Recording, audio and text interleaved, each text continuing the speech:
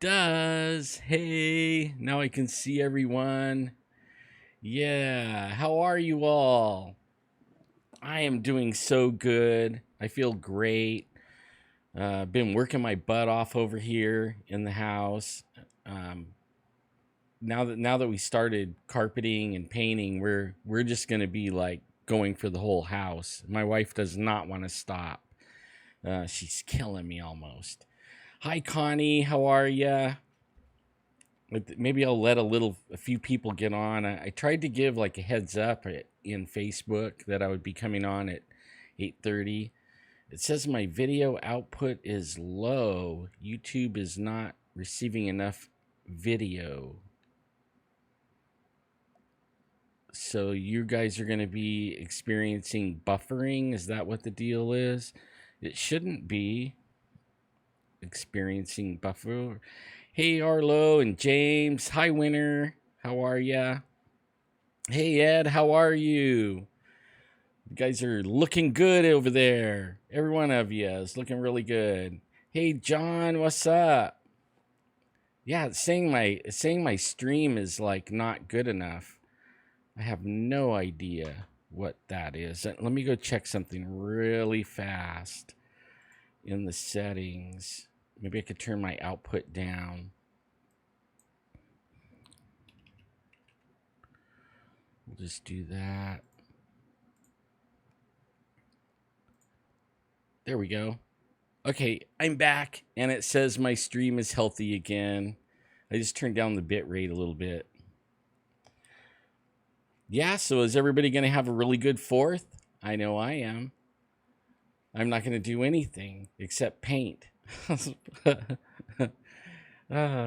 so funny. But yeah, so like, okay, in the Bigfoot news, hi Larry, how are you? Tonight, in Bigfoot news, the Bigfoots are crawling all over the Kings River, everywhere.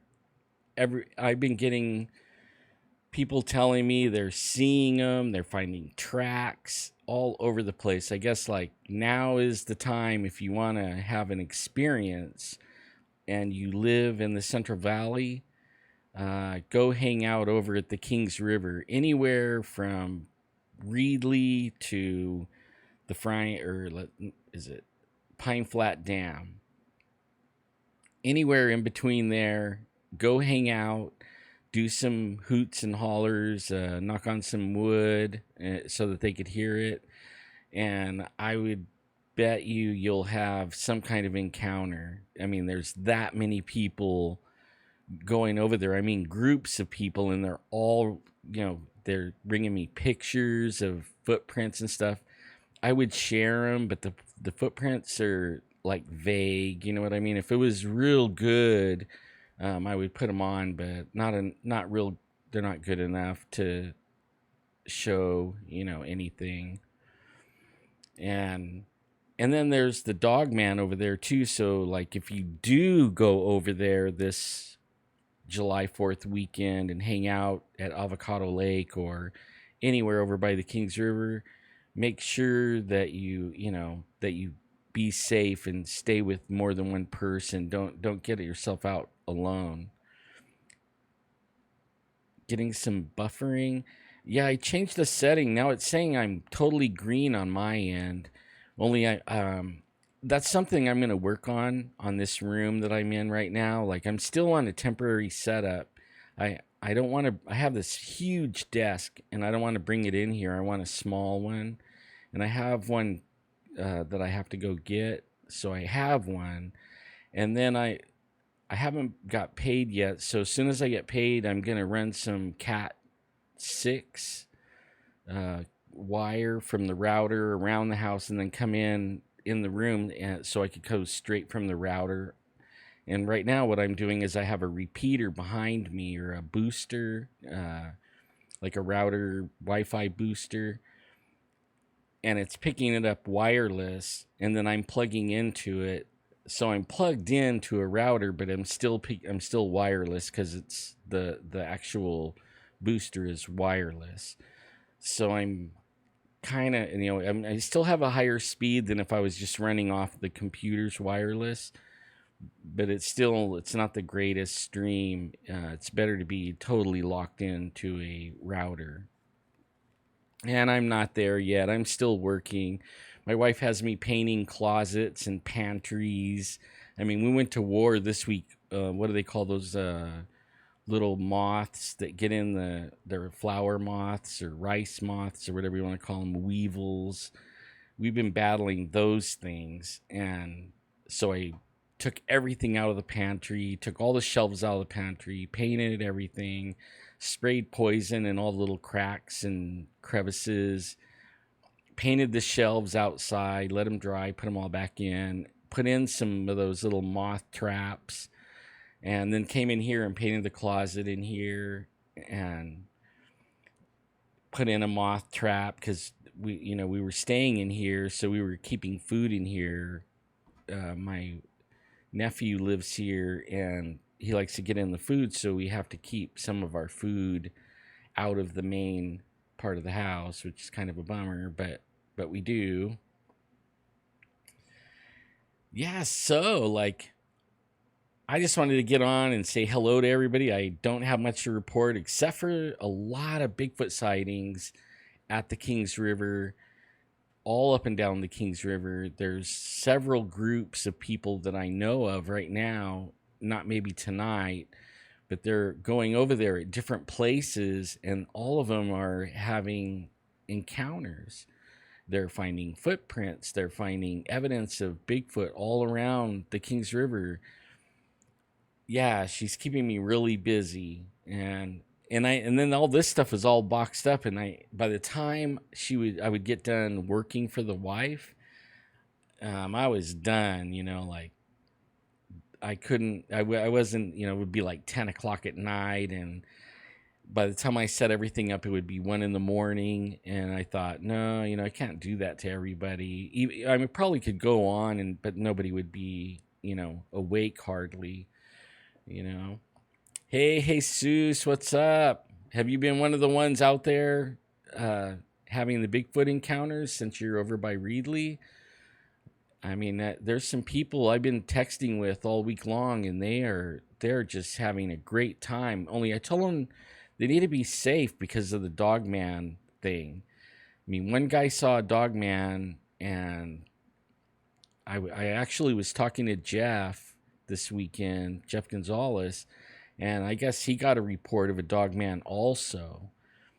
And also, he knows some people out there. Hey, since we broke the story like last year of Bigfoot at Avocado Lake, and then the lake got closed for a long time. I mean, like from Thanksgiving until after the first of the year. So, there's a lot of people out there, groups of people, and so they're encountering things out there, and I mean, it's encouraging. It makes me think that they're even more, like that's just one river that we have around here. I would bet wherever you live, whatever state you live, if you have creeks and rivers near you, I bet you could go have an encounter with the Bigfoot. It's just like their highway at. I think in the daytime they find, like, if go on Google Earth near your house and Google Earth the river or creek areas and find like a wild wooded area. It doesn't have to be any bigger than a couple of acres, and they'll be in there hanging out in the daytime, and then at night they come out, and that's when they can move freely all over the place and check people's chickens out and cats and dogs, and feed and graze and do whatever they're going to do in the middle of the night. Spy on people, I'm sure of that, like looking in people's windows and things like that. Just interesting. Hi Roland. Hey Ghost Wolf, what's up? Bunch of people. And is everybody off, or do you still have to work? Like, it's like 4th of July. I put my 4th of July thing up. My 4th of July picture. That's going to be my thing. Even though I took it a couple of 3 years ago. Hey, Sword Point, what's up, my man? Is everybody enjoying what Trump's doing? I am. I hope you guys all are. Things are really popping. Everybody better be ready because everything is going to be turned upside down real soon. And what is questionable now and what everybody's arguing about, which is nothing, it's stuff the mainstream media is just making up for us to argue about, is all going to be turned around, and we're actually going to see what's really happening. And it's going to be surprising to a lot of people. I'm going to tell you right now, it is not what you think. The media has painted this picture for years that we all have,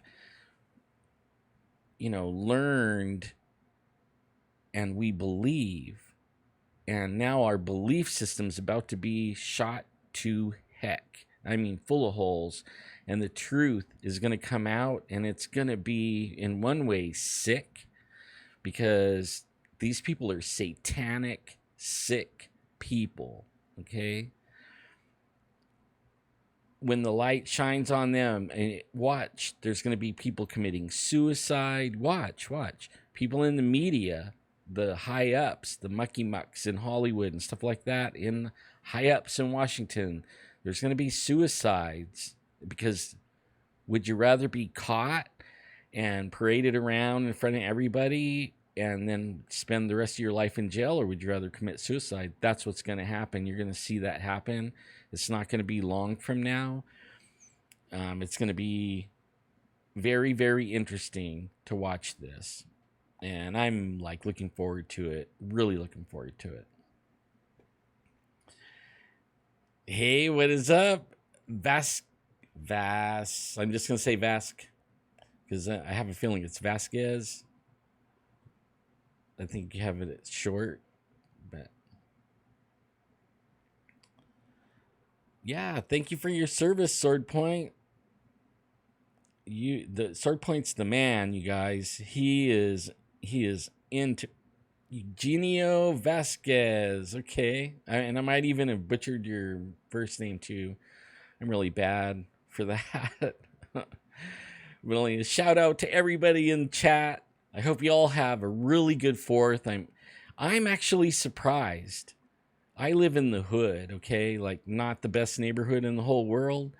And usually around this time, actually usually 2 weeks leading up to the 4th, it sounds like a freaking war zone in my neighborhood, right? M80s, everything, illegal fireworks popping off everywhere. I mean, illegal for here. In California, everything's illegal, okay? But, I mean, usually it's blasting, and the dogs and the cats are all freaked out and hiding under the bed and everything. Nothing. Absolutely nothing has been going on. I mean, I can't believe it. Except for today, I went out a little while ago after setting all this up, and my neighborhood is smoky. I can't smell the smoke, but it looks like the whole city is inundated with smoke. And I know they have a few fires up here in the hills. And in fact, somebody even asked me, when there's a fire in the mountains in Bigfoot land, where do the Bigfoots go? Do they know what to do? I'm pretty sure that the Bigfoot's been around. The painting at Thule on the rock of the Bigfoot is 700 or more years old. Okay, that's pre-cars, planes, fire engines, helicopters, firefighters, all that kind of stuff. But it isn't pre-lightning strikes and stuff like that. In fact, I think humans have messed up that. We've went and suppressed the fires, and we now create super fires. Because we should let it burn, really. That's what nature does, is let things burn. It's part of nature. Just like the giant sequoia trees. Those pine cones have the little bittiest seed that you ever saw. And the only thing that will break that pine cone open and release the seeds is fire. That's how it propagates itself. So it needs fire. And then we've been suppressing fire and suppressing fire, and the fuel for a fire just builds up and builds up. And then when it finally does go, we can't control it. It goes out, it goes wild, you know. And I have a feeling like I've been getting updates from the Forestry Service that they're actually taking a new approach to fire maintenance, and they're actually letting these lightning strikes burn. There's one in the Ansel Adams Wilderness that's like near Yosemite, backside of Yosemite, and in the wilderness behind Yosemite. And they're letting it burn. It's like 3,700 acres right now, and they've actually started fires, you know, dropping incendiary devices out of helicopters and started fires around it so that there would be a burn area, and then they would run into the burn, you know, and it would put itself out. And then they've also been using water to kind of cool areas off where the fire is heading, so when it gets to it, it doesn't quite spread so fast. So it's a new way of them doing fires, and I like seeing that. But now for the Bigfoot, I'm sure they've dealt with fires, and I have a feeling they live underground and in caves anyways. So I don't think they get caught by fires. Now, they might get caught by a volcano like Mount St. Helens, for instance. When that went off, I know for a fact a whole bunch of them died on that. But I mean, that's like a surprise, you know what I mean? Just all of a sudden, 1, 2, 3, boom, you know, and hundreds of square miles got knocked down, trees, you know, and then big mud flows and everything. I mean, there was some that died in that. But a lightning strike fire, that gives them some kind of warning, unless they're hit by the lightning, you know. But I'm pretty sure they get out of the way, or they go into their caves system that they live in. And I know there is the cave system up there. I've actually happened onto a few entrances in my younger days when I was a hiker. And I mean, there's a big old giant cave system up there. I mean, the whole Sierras is nothing but granite rock. And I'm sure they're living all around there. Yeah, I agree, Ghost Wolf. Anytime we mess with stuff, we really mess it up. We really do. Oh, so your neighborhood is South San Francisco. Lots of shootings. Yeah, that's sad. Yeah, see, like my neighborhood's been quiet. Not one M80 or not. You know, you hear the big packs of firecrackers going off, usually just like all night long. Nothing's been happening here. And I don't know if it's because Clovis, they said they were going to crack down and have a heavy presence, and they have, you know. I mean, I've been seeing them all over the place. And now we have the heavy Big Brother surveillance cameras, you know, all over the place. And in my city, Fresno included, they have microphones in the cameras, and they have a system that if a gun goes off, they can triangulate using the microphones, and they can figure out exactly where the gunshot went off. And it will pinpoint it on a map on a computer. So I mean, before they even call anyone out to it, or anyone calls about a shooting, they already know the pretty much where it happened, you know, and they know how many shots and everything. So I mean, no surprises. And I have a feeling they're using that here in this city, and that's how they're suppressing the fireworks. You know, one guy shoots one off, bam, they got, you know, I don't think there's hundreds of people in this city with stuff that they could blow off. So somebody blows one off and they get busted, another one blows it off, and then the message gets around, you know, hey, you know, we just got a $3,000 ticket, you know. So I'm sure that has a lot to do with it, you know.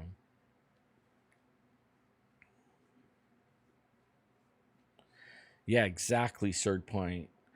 And and I heard they had the technology for a while. They just are, now really, using it.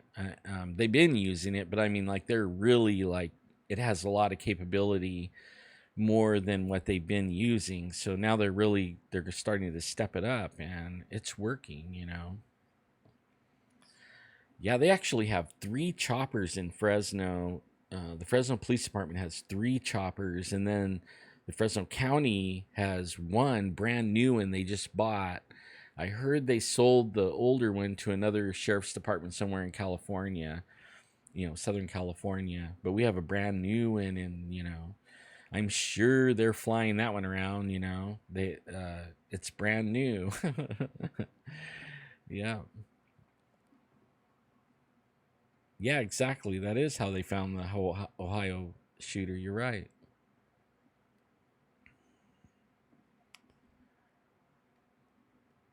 Yeah, the helicopters now. I got to ride in one, and a few years ago, one of my best friends from high school, he works inside. The helicopter. He wasn't the pilot, but he was the guy that operated the cameras and the lights. And they have some technology in there, and usually the helicopter is the guy that coordinate everything on the ground. So they have like a bird's eye view, and they give the all clear when everyone could go in, or they let them know if it's dangerous or how many guns. I mean, they coordinate everything. And usually they're the first one on the scene because they're faster than a car. They get there, and they don't have to be right over it either. They could be like 3 miles away, and they can look at, they can have you framed in the camera. And I heard it could be up to 20 miles. So they could be 20 miles away, and if they know exactly where you are, they could frame you just like how I'm framed in this camera right here, and see you like that from 20 miles. And it doesn't have to be just a regular camera like this. It could be infrared or FLIR. I mean, they have all of it on the helicopter. It's very, very interesting. I would love to use one to fly around and see if I can find Bigfoot with it. You know, I actually was hanging out with Jeffrey this weekend, and he said, I asked him that, why, what, I told him he should really open up his comments, and he said he couldn't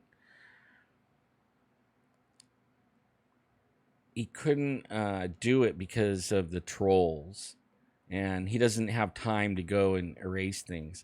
Hey, Greg and Bobby, how are you? All right. Greg, Greg Master and Tono right there. I grew up with the family.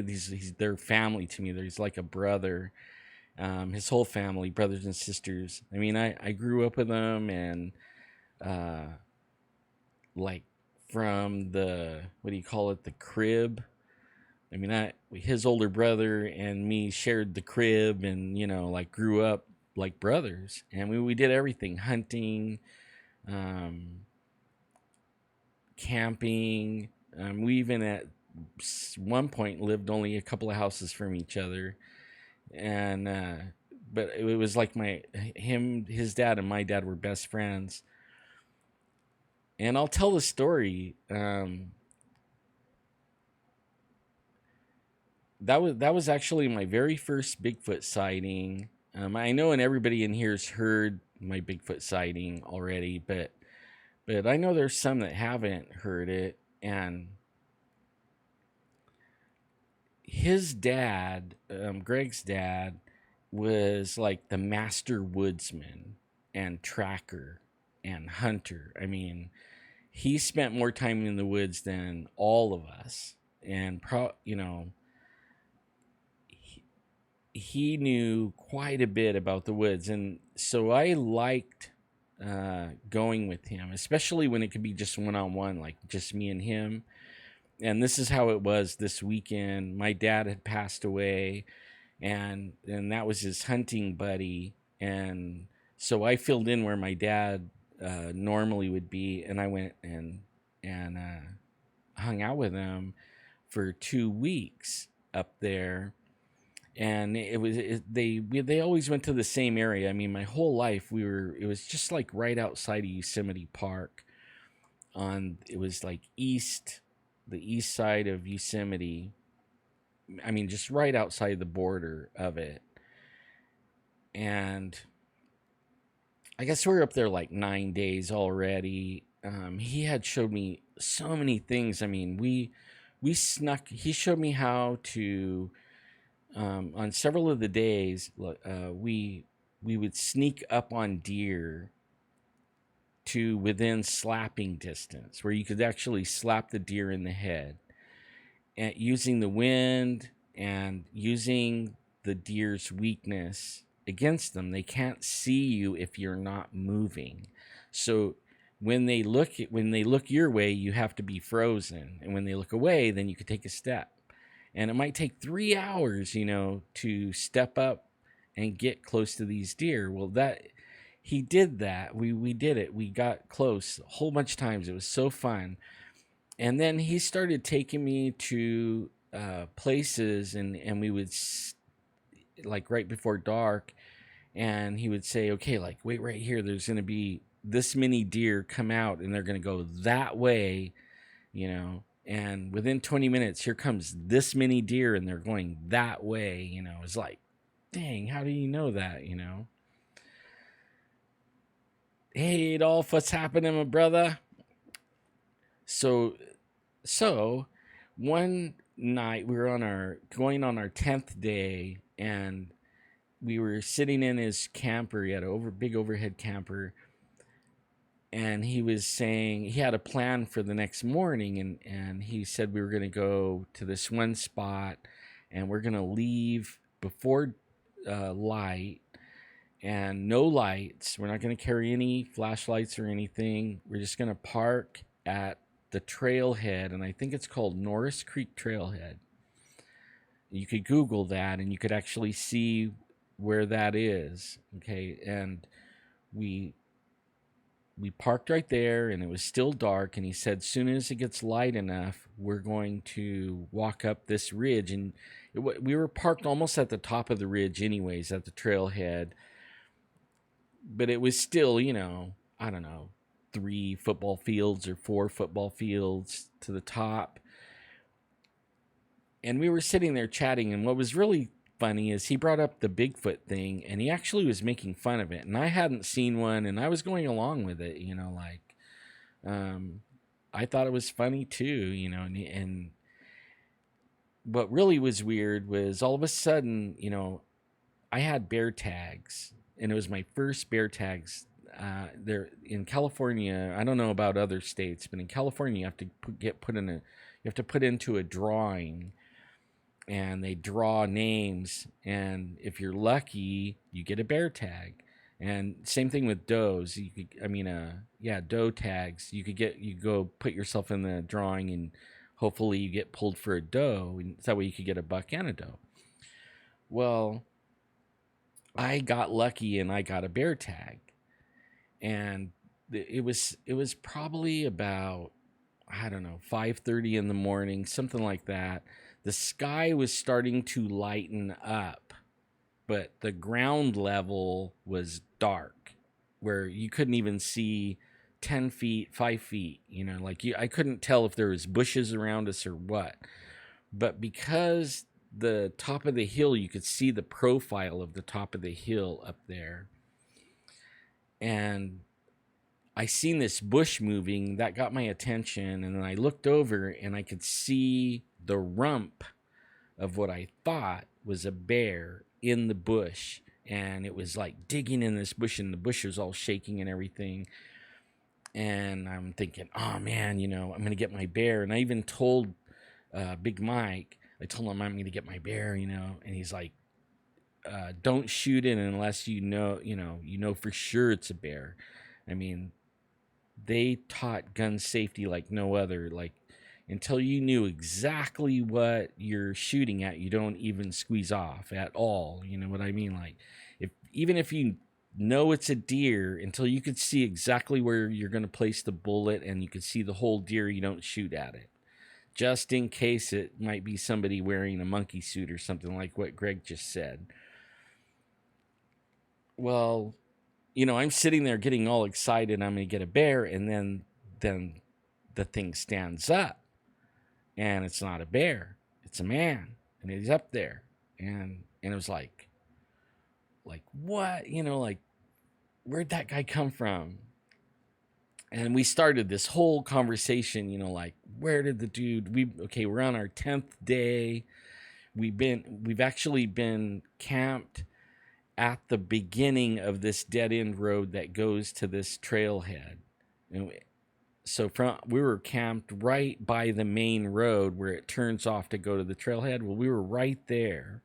So if anybody was going to be up that hill, they would have had to go by us because there's no other roads. It's all wilderness.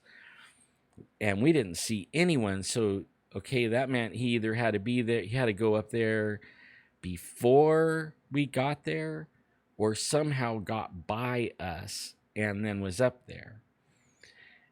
And then the second thing that was completely obvious, he didn't have a light, he didn't have a gun.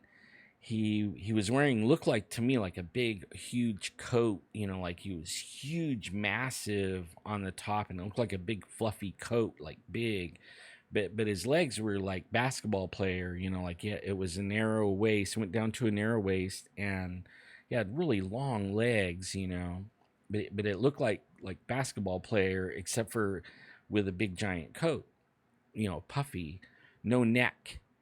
The coat kind of hid the neck from that distance, and all I could see was a profile anyways. And then it was all about like, hey, how did he do that? How did he get up there? And then it was like maybe he saw this big cab over camper sitting down there, and he was even looking down towards us.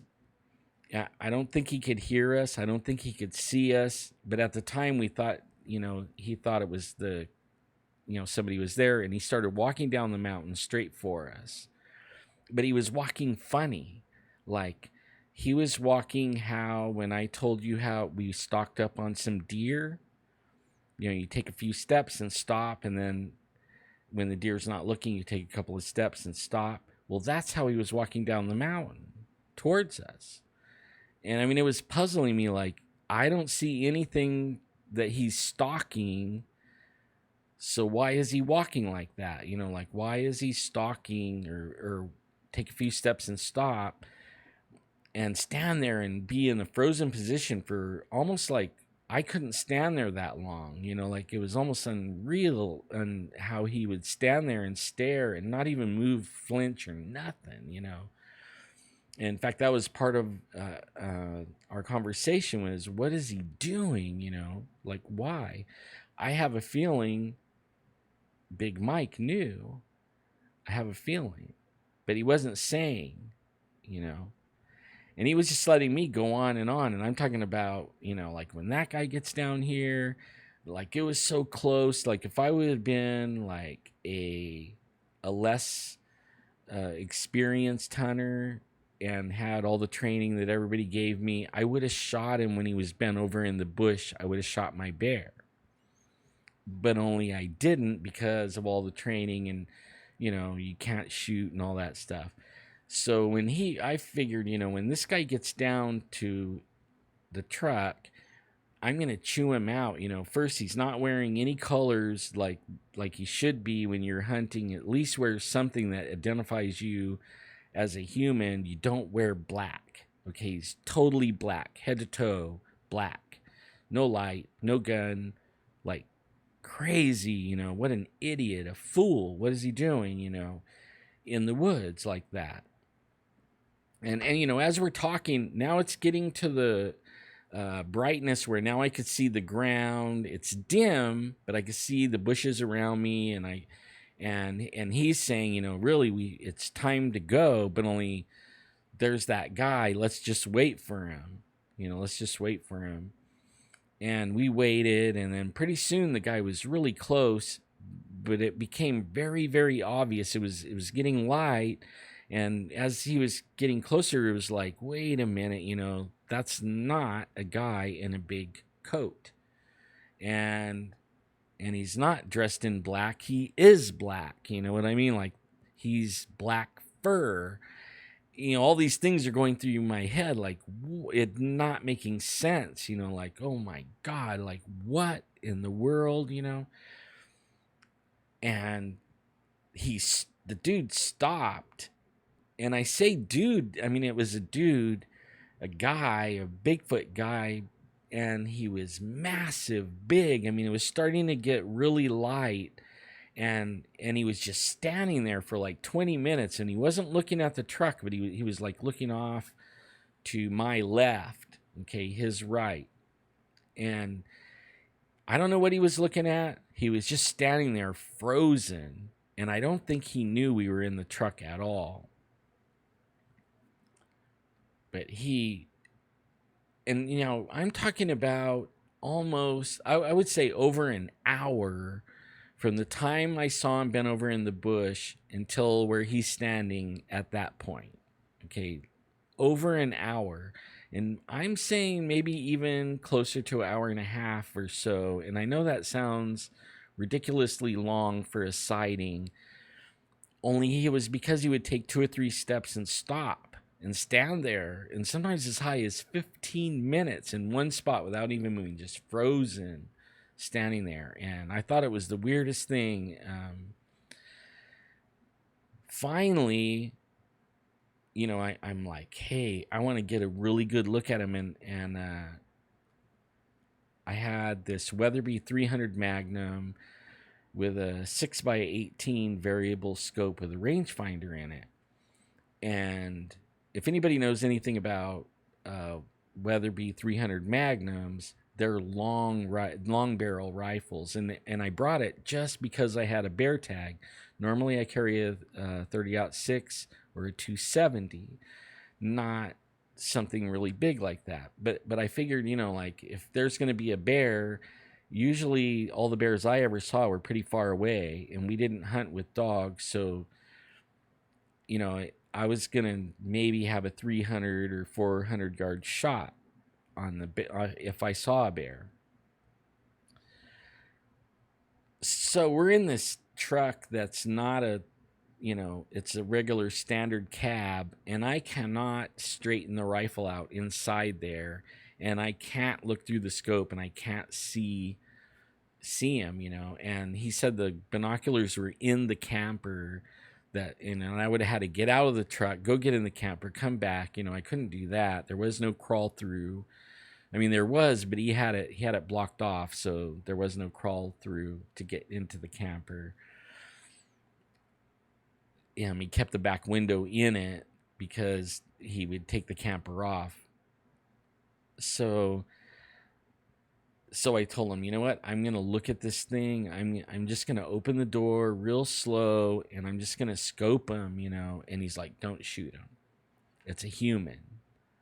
And I'm like, it's not a human, It is not a human. It looks like a human. I mean, it walks like a human. It moves like a human, but it's not a human. I mean, I can see that much. It's not a human. So I opened the door, and it's like a 68 Ford, and as soon as I pulled the latch, it just kind of goes clunk. And when it did, that thing wasn't very far away. It was only like, I don't know, 40 yards at the most. And it turned, and it was like looking at me. And I was looking at him, and I was like between the door and the windshield and the door, the wind, and I'm looking at it, and it's looking at me, and I'm like frozen, and it's frozen. And then, it started to run, and then I jumped out, and I threw the rifle down, and it was running so fast that I was afraid to put my eye into the scope. And I didn't know what the setting on the scope was. I didn't know if I had it at 6 power or 12 power. I have no idea, what I think it was a 6x18. So, I mean, I could have had it zoomed way in. I don't know, at that point. And I'm afraid. I mean, it is moving. I mean, it is running, and he's using his arms like this, like we do, only exaggerated, like really swinging his arms, like, I mean, more than a human does. And that's when Big Mike started yelling at me, like, "Don't shoot him! Don't shoot him! Don't shoot him!" You know. Yeah, I do. I have the pictures, the photos, but all I got is like some footprints. I think that you can't make out real good. I was looking at them. So this thing runs like 250 yards in like 5 seconds. Okay, 250 yards in like 5 seconds, and then goes behind the only pine tree and disappears. Doesn't come out. And my eyes are watering. My skin has got goosebumps all over it. Um, Big Mike's still yelling, "Don't shoot it! Don't shoot it!" You know, it's a human. It's a human. You know, I'm like, I'm not gonna shoot it. You know, I'm not gonna shoot it, because while it was running, I thought about shooting it, even though he was saying, "Don't shoot it." I really thought about it. Well, the only thing keeping me from shooting it was I couldn't put my eye in the scope. I really probably would have shot it, okay? Because it was not supposed to be there. You know what I mean? Like, that was not supposed to be there. That's not real, you know? At least I didn't think it was real until I saw it. But I would have shot it probably.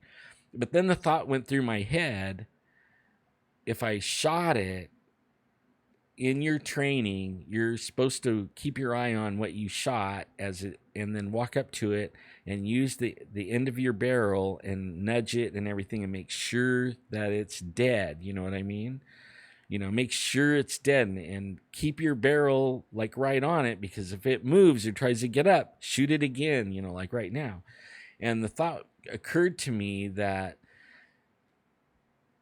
yeah, you know, if there's one, why wouldn't there be more? You know, and if I shot it, you know, and then I'm over there nudging it with my barrel, and I have something that like that, you know, you're not going to take your attention off of it. I guarantee it. You will be like tunnel vision on this thing. At least I was, and it was just running. But just imagine if you had shot it, you know, like there would be a million things going through your mind, and the last thing that you would be thinking is the one coming up behind you, right? But that's the first thing I thought. It was like, if they're like all the deer I'd been stalking all week, they all, even if I only seen one, if I waited for a few minutes, another one would pop out. They always was in a group. Hardly ever were they ever all alone, you know. So it went behind the tree and it didn't come out. And finally, you know, Big Mike's like, you know, the last time, "Don't shoot it," you know, and I'm telling him I'm not going to shoot it. He tells me they're human, and I tell him I'm going to go find it. You know, after a few minutes, it did not come out from behind the tree. And I mean, it just was gone, like gone. And that's when I dropped my eye in the scope, and I zoomed in a little bit. I think I had about 12 power, and was looking up in the tree and then around the tree, and there was bushes a little ways away behind the tree, and I didn't see anything. I mean, absolutely nothing. And I couldn't walk anyways. My knees were all like jello-y. My eyes were watering. My hair wanted to fly off. You know, like my body was telling me to run the other way. I mean, I was fighting the urge to get the hell out. You know, I mean, that was total fear, right? I mean, like, I never felt that scared ever. I mean, there was a few times that I was that scared in the mountains, but I mean, this is like the ultimate. I was scared. I was scared shitless almost. But only my curiosity, I fought that, and I told him I was going to track him, and he's like, "Well, you know, if you track him, don't shoot him." And I decided I wasn't going to walk to the tree because, you know, I thought it was still right by the tree. I didn't think that it left past the tree. I think it was standing behind the tree waiting for me, So I went off to where it started running at, where it stopped. And when it started running, I went to there and I found its tracks, and they were huge. I mean, like 20 inches, like huge, big, wide foot at where the toes are. And probably the heel was around, I guess, 8 inches. I mean, it was huge foot, huge.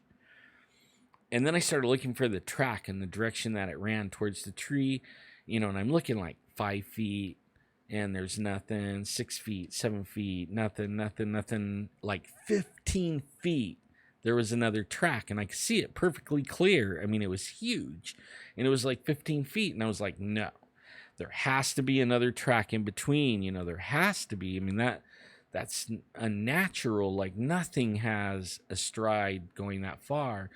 So as I was walking to the next track, I'm looking, really good for the track that I know should be there, like at least at 8 feet, there. But I get to the second track and I didn't find another track, and I started looking ahead, and there was the other track like 15 feet again. I'm like, whoa, now I'm blown away. Now I'm even second thinking tracking it, because of how far in between the tracks were. That was like extraordinary. You know what I mean? Like, I never saw anything. I was raised up there. I mean, you could ask Greg in chat. We grew up camping and hunting all our life. I mean, like, when we were old enough to have a gun, we had a gun. You know what I mean? They were teaching us how to use it. I mean, like, that's where we lived most of our life, up there. So, I mean, like, I seen a lot of stuff, but I never seen anything like that. And I even looked back, and was looking at Mike, and he was just smiling at me. And I was looking at the track, and I'm like, no way. Finally I get to the tree, but I'm afraid to get really close to the tree. I'm afraid. I mean, especially after I saw how fast it ran, how graceful it was, how buff the upper torso was. What I thought was a big old coat was really muscle, like he was freaking massive, right? And after seeing that, I'm not real gung-ho here about chasing him down. I'm really scared. But I get to the tree. I finally, I make a big wide berth around the tree, and I'm looking up the tree, looking all around, and I finally see where it's not behind the tree. Okay. I see where it looks like it slid in behind the tree, and it bunched up a bunch of loose pine needles and decomposed granite into, and it slid like, I don't know, 3.5 feet, and stopped right behind the tree. But then its tracks went straight away from the tree. And I started following them, and I got to these bushes that I was telling you about. They were probably like 60 yards from the tree. And I mean, there was nothing around the tree. 60 yards away, going back up the hill, there was these bushes. And I got to the bushes, and I seen where he went into the bushes. And it was actually going up the hill. It was starting to go back up the hill, and I could see where he was using his toes to grab the ground and kind of like pull himself up. I mean, like, I never seen anything like it, but it was like using its toes to actually like get grip. And it was throwing dirt or, duff or whatever you want to call it back like 5.5 feet.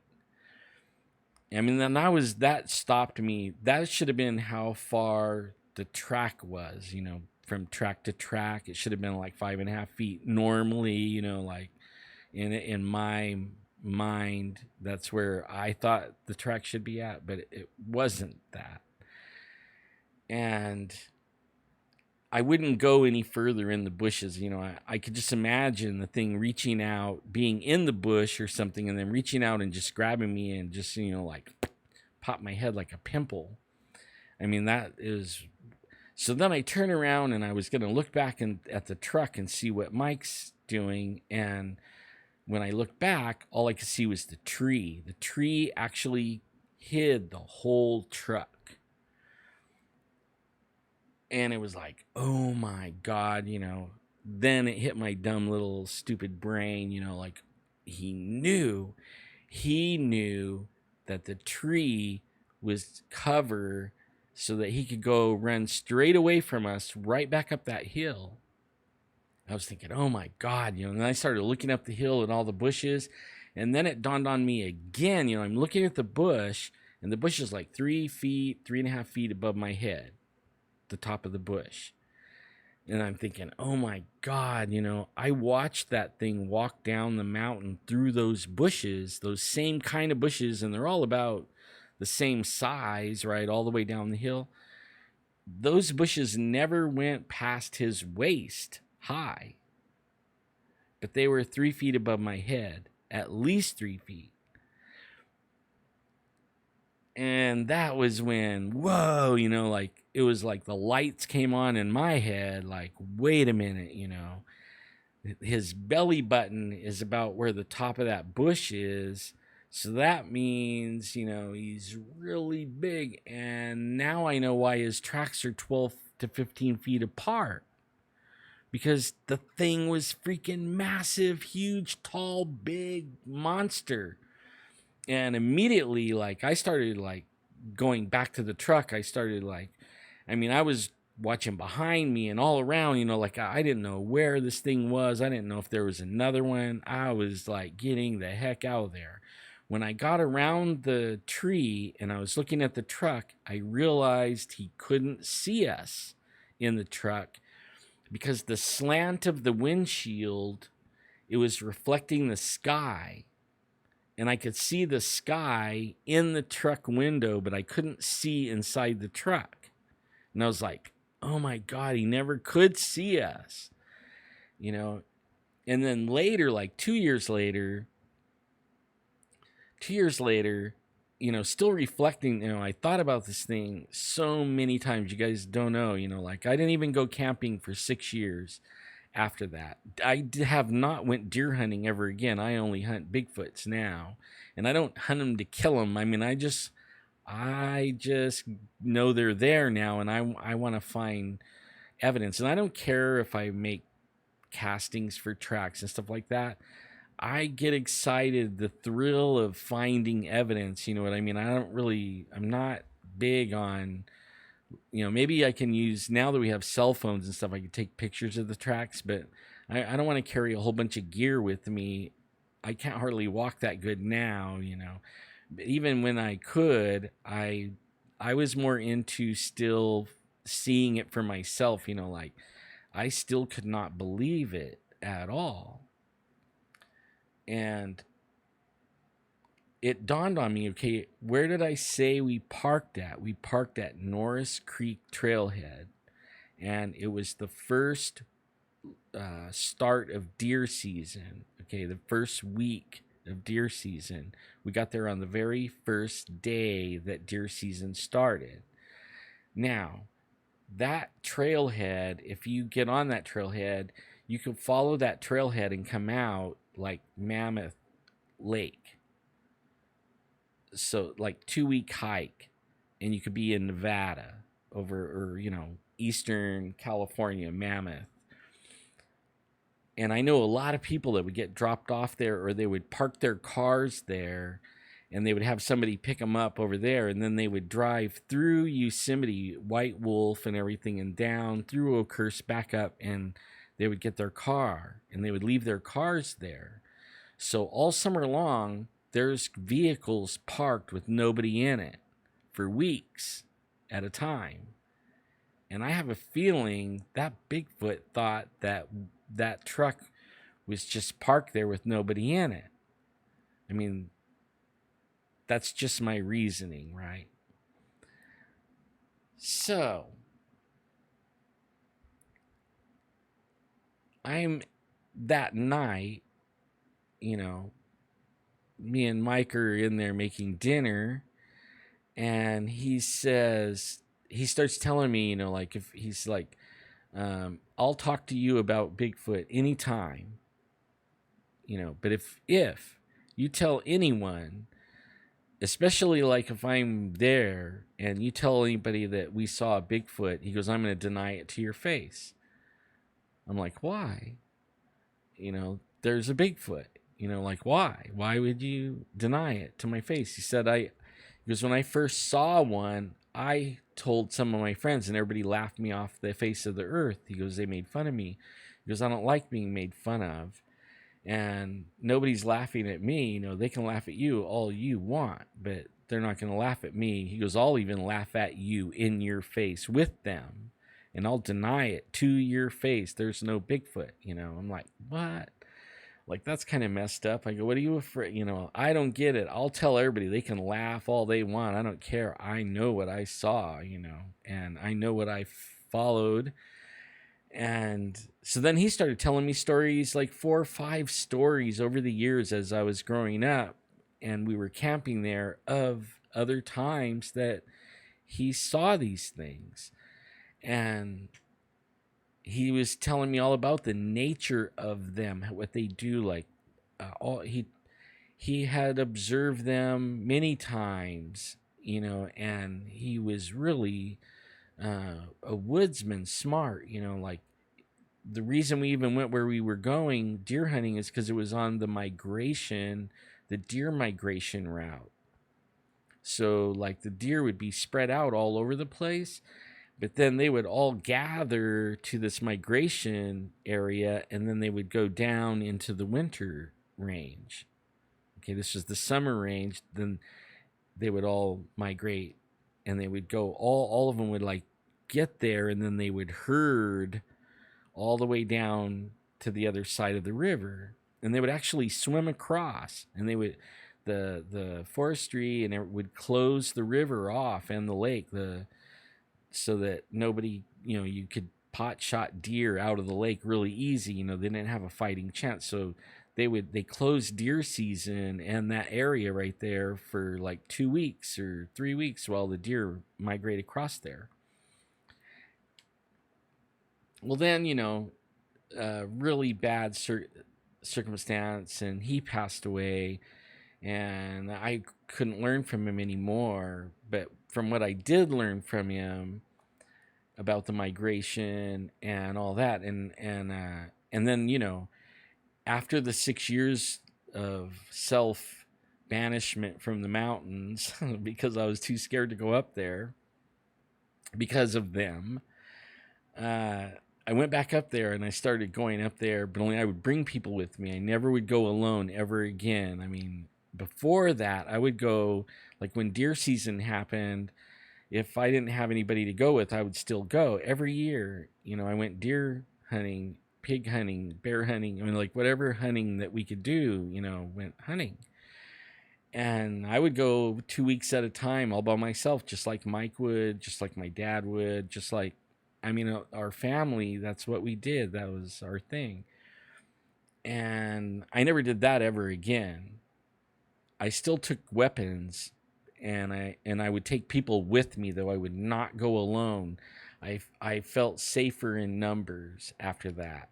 And I never felt safe in a tent. A 3-man tent was a sack lunch. From that point on, I thought of it as, this thing could run by, grab that tent, throw it over its shoulder, and run away with me, and everybody else in it. It was huge. It could carry 3 of us with no problem, So that's my Bigfoot story, from the beginning to the end. If you watch Monsters and Mysteries in America, you will hear 2 stories blended together. Okay, so when you watch Monsters and Mysteries in America, the Bigfoot Wars, when I'm talking, they're actually mixing my sighting that I had, my very first sighting of a Bigfoot, with the windows when we were up there and the Bigfoot looked in the window. So they mixed those 2 stories, like when they're at no time with the windows, and they're supposed to be telling the windows story, but I had no idea. I mean, they were asking a million questions. So I told them about my siding. I told them about the windows. They wanted to talk about the Bigfoot wars. And I had learned from the tribes around here that I know and worked for. I learned about the Bigfoot wars and what happened at the Bigfoot wars. So I even told them the whole story of the Bigfoot wars. Hey, Bobby, what's up? You Bobby White instead of Brandon Blount. Cool, man. Are you still having the sounds like this brother right here? He's up in northern. I think you're in Oregon, or I can't remember. Maybe in California. But man, you have some good videos, bro. Really good ones. But how's it going, my man? So the Bigfoots are in that area the same reason I'm in that area. The reason we went in that area. That's why, I mean, I didn't hear this from Mike. I know that he went there because it was the deer migration area. Okay. And I was in the area for the deer. They were in the area for the deer. And I figured that out, you know. That's why there's more sightings. Actually, when you look on BFRO, there's no sightings over there. None. Not in that area. There's no reports. All around over Dinky Creek, all around over there, there's reports all over the place. And there's Bigfoots over there. Across the river, there is a lot of reports. And I mean, we've already found evidence and everything of them over there. So yeah, so when you're watching, that was where I was at. When you're watching Monsters and Mysteries in America, they're mixing the windows with my actual sighting. And actually they told me I was supposed to talk about the Bigfoot war. And Jeff was supposed to be talking about the windows. Okay, so that's what the premise was. But then when it aired, Kathy Strain was telling him about the Bigfoot wars, and I was amazed because it took me 3 years to get to win the confidence of the tribal members to tell me about Bigfoot and the war. Okay, like that wasn't, you just don't walk up to them and say, hey, tell me about the Bigfoot war. They're not going to tell you. At least this is my experience, right? And so I was amazed when I seen Kathy Strain telling the Bigfoot war story completely exactly what I heard. And I was like, whoa, she knows the Bigfoot war. But I didn't know Kathy Strain that good at the time. Now I do, and I've met her a bunch of times. Her husband, they're great. I love those people. I love everybody, but only that, they're really good people. But she worked with the tribes in Yosemite and around Yosemite, and so she would know. I mean, after she gained their confidence and they were able to know that they could talk to her. They told her about the Bigfoot wars. So it was interesting to see her tell the Bigfoot war and then tell it exactly how I heard it. I was like, wow, that was interesting to me. But there you go.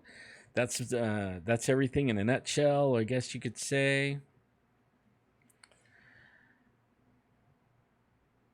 The struggle is real. It sure is, man. And God is smiling on me and smiling on everybody right now, I think, in America. God's going to take care of us. And there's lots of blessings coming, guys. Don't listen to the news. If the news is... oh, right on, man. Be careful out there, all right? Traps. Be careful. It's nighttime over there. And there's dogmen now, Those are scary. Carry a weapon. And don't go alone. and be with God. Have God with you. Um, yeah, so don't be afraid. The news is painting real. It's what we're seeing in the news right now is a false flag. Okay, all the news is a false flag. I mean, they might be like telling truth a little bit, but they're not telling you what's really going on. Okay, what's really going on? We are winning, and it's going to be very apparent here pretty soon. Man, I don't know about the dog man ghost wolf. All I know is everything that I've read about him. I mean, I did a lot of research on him, and then when I talked about it last week, some of the people that were here in chat went looking, up the dog man thing, and they started sending me stuff on my Facebook and in messages saying that they were like, hey, did you know how deadly these things are? And they're like demons, right? I mean, they're not good at all. So like, don't trust a dog man at all. I mean, they really will rip your head off. I mean, like, they don't care if there's a group of people or anything. I mean, that's what's so scary about those. They're not cool. You know what I mean? They're not cool at all. Maybe Bigfoot's more careful or something. It'll wait, and they're like opportunistic. They wait until the timing is perfect to grab you or grab someone. They'll wait till you're singled out, from the group, and where nobody's going to see you disappear and you never come back, and everybody thinks you got lost in the woods, and really you got taken by the Bigfoot. But Dogman, he don't care. He'll come right in the camp. He'll go right in your RV. He'll rip people up. He'll shred people, groups. I mean, there's lots of stories of them. They, over the years, and I mean over hundreds of years. What's really kind of scary is they were really like, it was like a northern United States thing, like Wisconsin, Bray Road thing, like maybe, and then Arizona, what's his name? I was good friends with him too, but he was doing a lot of stuff with the tribes in Arizona, and they were having Dogman thing. They were saying it was something else, and I won't even say the name of it because of how evil it is. But it's a dog man, but it's really a man, and it's wearing a skin. But I'm not going to say the whole thing because according to legend, tribal legend, if you say that name, it conjures them. So you just don't say the whole thing, right? Like, I'm not going to say it, okay? And exactly, you just typed it, but I'm not going to say that, okay? Um,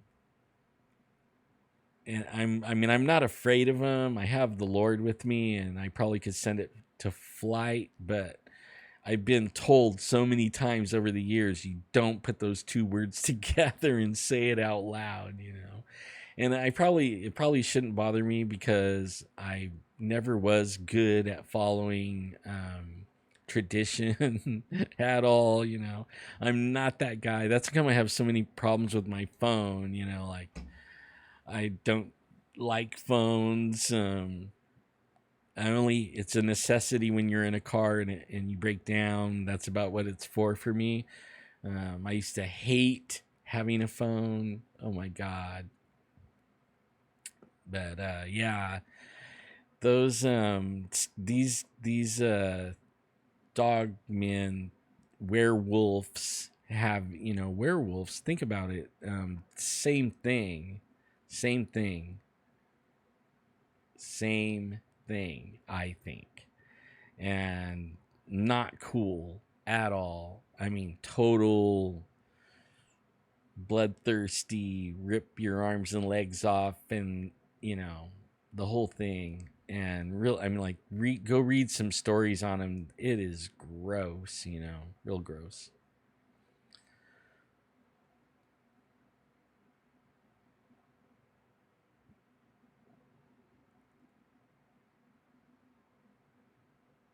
Yeah, there you go, bolt gun. They say what's the Tar Hollow has been covering up dogman attacks. How's it going, Javier? How you doing, man? I did get those pictures. I got some of them. I didn't get the video though. I was looking for it.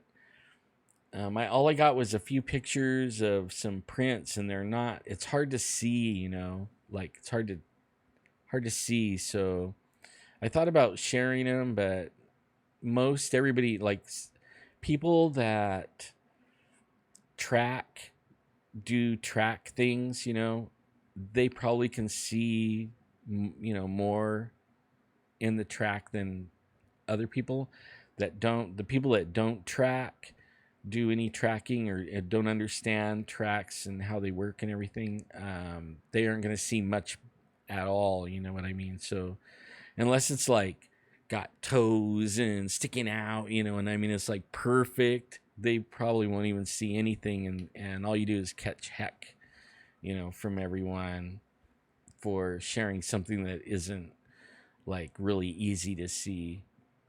You know. Are you guys out there checking it out tonight? No more dogmen chasing you around or nothing? That's scary right there. And since we talked, um, I did a little more history about the dogman in our area. They have been seen, but it isn't like a lot, But over the years, like the last 200 years, they've been known to be in the foothill areas, and people see them here and there, But it isn't like Bigfoot, like people see them all over the place, the Bigfoot, and I haven't even asked any tribal members yet about the dogman yet. They might even know something that I don't know. I've thought about it, but only, maybe I'll go up there and visit my son. He's the director of security at the casino, and I'll go up and visit him and hang out with my friends over there and ask some questions and see what they say. Man, that would be cool, dude. Bring lots of guns, though, okay?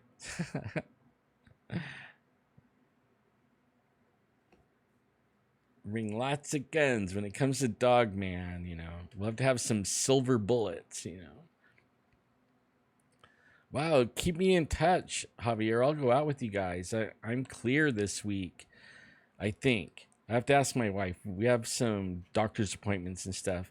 Right now, I'm trying to get my wife, besides painting and doing all this stuff to our house, I'm catching my wife up on her medical things. She has lots, like ear problems. She had the vertigo that 1 week. I mean, so I'm getting her all her doctor's appointments, ear, nose, and throat, everything, right? Everything. She's has problems with her hearings. We're seeing it, like she can't go up the hills. It bursts her eardrums, and it's real painful. She says it's like ice pick. So we can't go see our son up in the hills anymore because she can't take the hill. So I'm getting her all done, but only keep in touch with me because I'll maybe I could go out and meet you guys out there or something. That would be fun.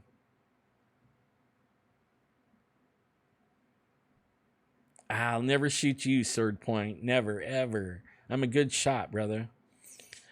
Not unless I wanted to shoot you, but I don't ever want to shoot you, okay? So don't worry. I won't shoot you. Uh, hey, I'm ready, Ghost Wolf. I'm ready, man. We could go camping not very far and actually down by the river somewhere over by Pine Flat. Actually, I want to go to I want to go to Sawmill Flats.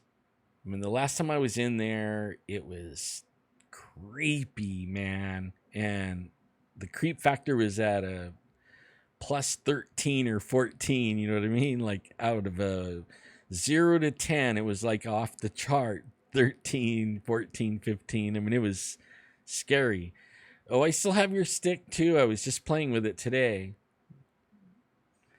It's good and used. And yeah, the Sawmill Flats, creepy, man. There was no sounds. We stopped in a little ways away from there, a few miles, and got out of the car and was, looking at things, and there was crickets and frogs and all these noises in the woods. You could hear an owl. And then we got over to the Sawmill Flats that's supposed to be haunted, all kinds of stuff, right? Dogman sighting there, like maybe 25 years ago.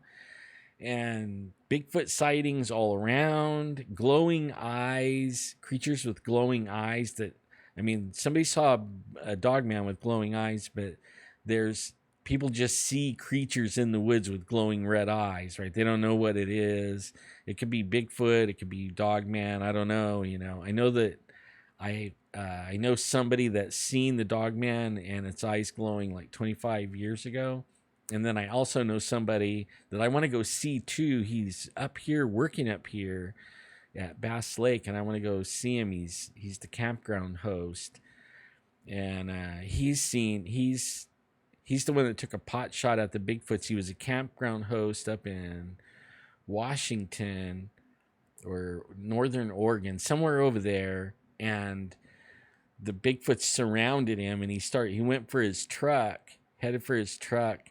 And when he broke out of off the trail into the open where his truck was, there was one in between him and his truck standing there. And he was surrounded behind him with like three. And he fired a shot with his .44 Magnum into the dirt like 2 feet away from this Bigfoot, and it took off running. So did all the ones behind him. And he got in his truck and drove away. But I want to get up there with a camera and sit out, set it up and sit and chat with him around the campfire, and I'll bring everybody along. You guys could be the camera, right? And I want to sit and chat with them about it and hear the story, because I get them wrong. I mean, you guys tell me stories, and I think I'm saying it right, and I get things twisted a little bit, or I leave something out, or I add something in that. I mean, it's just little things, but it isn't exactly, what you guys told me.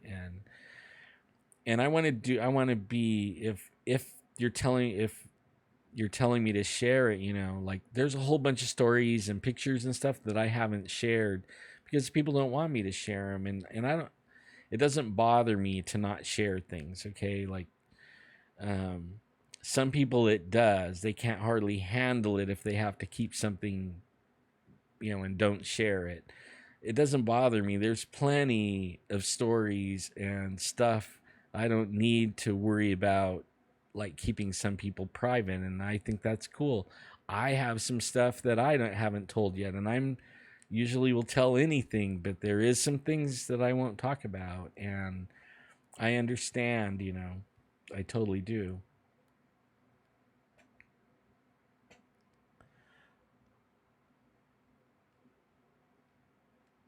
Our seaplanes, oh man, that is so fun.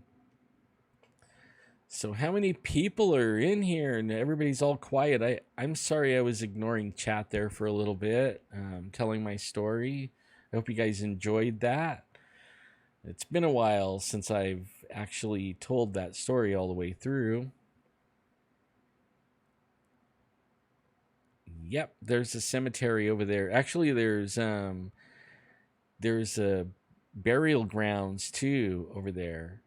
Anywhere along the rivers, the tribes in they lived along the rivers all the way out into the valley. They followed the rivers and lived out there, and then they would, like in the summertime, they would follow the rivers just like the Bigfoots do, but they would follow the rivers up higher up into the higher country, and they would migrate too. and when it got snowy and cold, then they migrate down into the valley, but they would still camp along the rivers. And most of the time, and they were I wouldn't say nomadic, but they took advantage of, like, think of it like nature, you know what I mean? They wouldn't stay in one place and deplete all the resources. They actually were the best managers of nature, because they wouldn't deplete everything. They wouldn't pick all the trees bare. They wouldn't fish the whole stream out. They would move up and down, and they would take only what they needed, and they used every single thing that they killed, the bones, the skin, everything. They had a use for it. So they were actually good. Not like us, that where we shoot it to hang its head on the wall and then we throw the rest away or whatever. I mean, I don't. I eat it, but I still might hang its head on the wall if it's big enough. But yeah, that's ooh, a ham. I need to get a ham radio. I would love to sit and chat with you guys. I haven't had a ham radio in so long. Wow, not since the 70s. Breaker there, good buddy.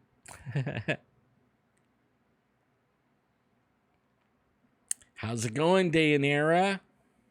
Dayanara? I hope I said that right.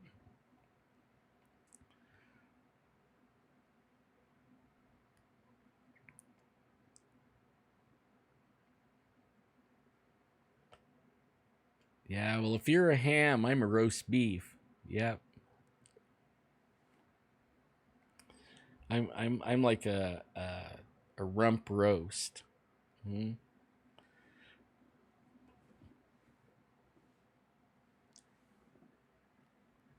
Yeah, so guys, I'm fresh out of stories. I'm hoping everybody is going to have a safe 4th.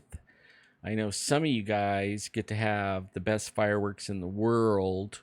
Like, you can just go down the street and buy them and then shoot them off right there, Like here in California, Safe and Sane, they're hard. You pay like a fortune for it and it doesn't do anything. Call in. Let me see. If I hook up the phone and everything, let me see. I could maybe take a call. I don't have that set up, but man, I'm loving the carpet in this room. Oh my God, you guys, I'm getting spoiled. It's been so long. This was a like messed up gig there for a little while. Well, I am now getting very spoiled. Let's see. This one goes here.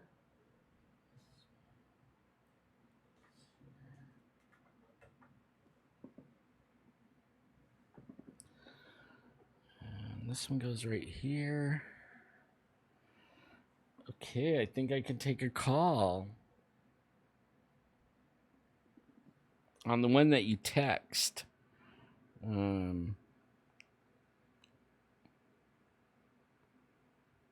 Yeah.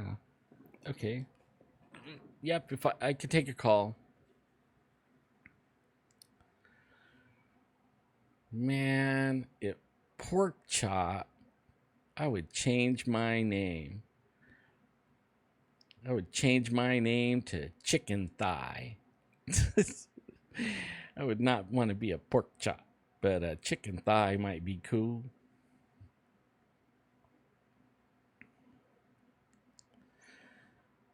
Give me a month or two. I'll have some kind of flowers behind me.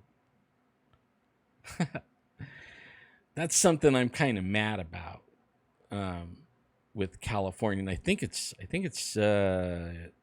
like all over the place, really. Anywhere where weed is legal. I don't know if everybody knows this or not, but if you go into a legal place for weed and you get a prescription from your doctor, as soon as you do that, you can't own a gun. Just like if you're a felon, right? Like if you went to prison or something, you can't own a gun. Well, all of a sudden, they think that you can't handle a gun because you got a prescription for marijuana. Even though you get a prescription for anything else, and have a bottle of whiskey on top of it, and you can still own a gun. But if you get a prescription for weed, you lose your gun. Is that sneaky or what?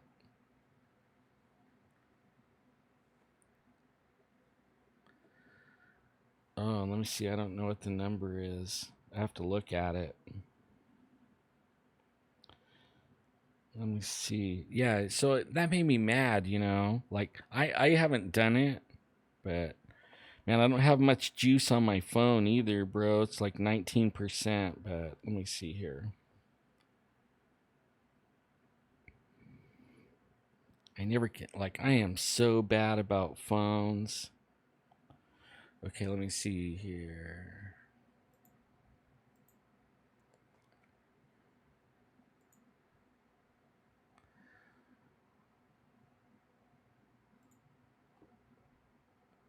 Yeah, and like, if they try to, like, there is no reason that they should take your gun for that. I'm serious. Okay, here it comes, brother.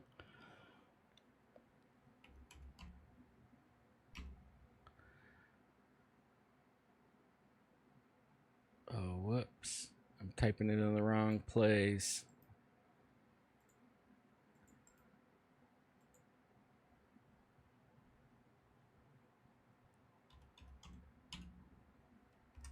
Okay, there you go. I just sent it in Facebook. But you know, I feel safer with somebody that just like smokes weed than people that are drunk. Like in all my years of going to the woods and deer hunting and stuff like that, I was more afraid of people than I was anything, because you know, like these guys would come in camp, they would be all drunk and waving their, you know, like waving their weapon around, you know, and sometimes a 308 would be aiming straight at your head, you know, and they're waving it around and acting like they're all that in a bag of chips, you know, and be like, "Hey, bro, what's up?" What's happening, brother? How you doing, Alan? You looking good and chipper, and I like all the work you've done. You can really tell. Can you? Oh, yeah, man. It looks awesome. Oh, it looks like my stream froze. Like, what's that? I'm watching your stream right now. Really? Oh, I'm seeing it frozen. Let me see. I'm not Wow. frozen. I'm not frozen in the OBD. Yeah, you're not frozen where I'm looking. I'll tell you, if you're frozen, so would anybody on the thing. I accidentally hit the pause button on my video, so I'm good. Oh, okay. Yeah, everybody's saying not frozen here. But hey, I know that feeling. Hey, I actually messed my OBS up, and I couldn't do shows for a couple weeks. No way. Mm, It's easy to do. maybe it was a week, but it's up now and running. Cool. And you are exactly right. All the stuff we've talked about, look at how it's come to pass, brother. Yeah. I mean, you know, and now I'm excited for you, man. I'm glad that you got together with Jeffrey, and you guys are, you know, on speaking terms and everything. That's awesome. Well, we always were. We always were. Right. Just didn't have any reason to speak, you know. And, right. And I'll let the cat out of the bag since it's all over now. I had like a little secret that I told everybody, you know, that I knew something and I can't share it, you know. But he had got hit up to do a pilot for a network, but only it had to include me. Oh. And so we had been talking about it for a couple of weeks, and so yesterday was the day, you know. we shot the pilot, and Oh, cool. then today they turned it down. They Oh, rejected damn it. it.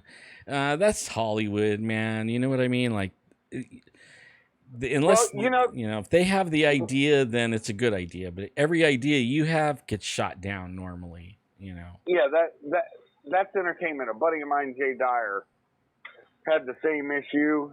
Him and another Jay Wiedner, I think it is, or Jay Wildner. Yeah. They had a show called something Esoteric Hollywood or something like Hollywood Decoded. Oh, that's what it was called. Yeah, and they got canceled. But he's working on another project now. But yeah, anyways, man. I mean, I'm just happy that you guys are thriving. I mean, I'm loving your numbers. I will tell you one thing that I love. My favorite thing, and I like it on my channel because I have a small channel, and I like that but your channel, even though it's big, it's like a family. Yeah. Every time you're in the comments, you never have trolls, thank God. You don't have any reason to think anybody's going to be, talking trash. Right. And it's just so nice. It's like a family feeling. Yeah, that's how yours is too, though. Like, and when I go on BZ's, same thing. Everybody's all cool and stuff. I mean, like, it's one big giant family. In fact, I was talking to Jeff, and I was telling him about how we were doing. Because I don't think he has a clue, right? Because he doesn't watch everybody. Right. And he was kind of surprised, I could tell by his face. He was like, what? You guys are doing things, and I'm not included, like, kind of thing. But I was telling him, like, we should start a network, really honest, like we should get together and start our own network and have a network. I know that BZ kind of is already with his thing. Only like I wonder, like I don't know, maybe he's spread too thin or something, like Spreaker and YouTube and Facebook and all the things. So I'm trying to figure out, like, if when you go on, is it good to be on like all the things, or is it hard to keep up with? Well, I've got like 5 shows I go on now regularly. I've been trying to get a hold of you. I want you and me and BZ to do a show together. Oh, sweet. Just on copying, different stories. A funny, an enjoyable one, because we are all brothers, right? Yeah. And I hadn't been able to get a hold of you. And BZ, he's hard to get a hold of too. Yeah. But I was on I called into his show on, what's it called? Not his normal show, because he had me on there just to interview me. Oh, I know which one you're talking about. Like his off day. What do they call it? They have a name for it. It's, oh my God, I can't believe I forgot it. But it's a good show. Yeah. And I coined the phrase dirty olives because that's what I use. They're martini, but the brand's called Dirty Olives. Yeah. They're for martinis. And so you have to listen to that show. I can't remember. It's on SHR Media, his channel. Right. But it's so funny, man. And it's almost, live shit posting. It's really fun. Oh, yeah, man. Well, this week I wanted to be in here so bad, and I'm telling you, once I started painting, and we really didn't know that the place was so dingy. You know what I mean? And we got one room done, and then I told her, well, I want to do this room that I'm in right now, and we ripped the carpets out, and I painted, and he got right away, got in and got the carpets in, and then it was like, hey, we have these little bugs in the pantry. Let's get rid of the little bugs and paint the pantry. Now we got this. She's like started the snowball rolling, and I'm telling her, man, I want to work on this, because even if I work for her all week or whatever, doesn't mean I can't come in here and turn a switch on, sit down and for an hour or two. Only I had it all boxed up, and by the time I would get done working and eat, and I would get my feet up for a minute, and then I never got back up, you know? And it would be like, oh man, I was going to go in there and get that set up, and I just never got in to do it. And today was like, I'm not doing anything today except for ordering Chinese Right. and fixing this room, even though it's still temporary. I don't have all the stuff, but I could leave it set up like this. You know, and I can Yeah. come in and I can just hit a switch and I can go any day, every day, all day, anytime, you know what I mean?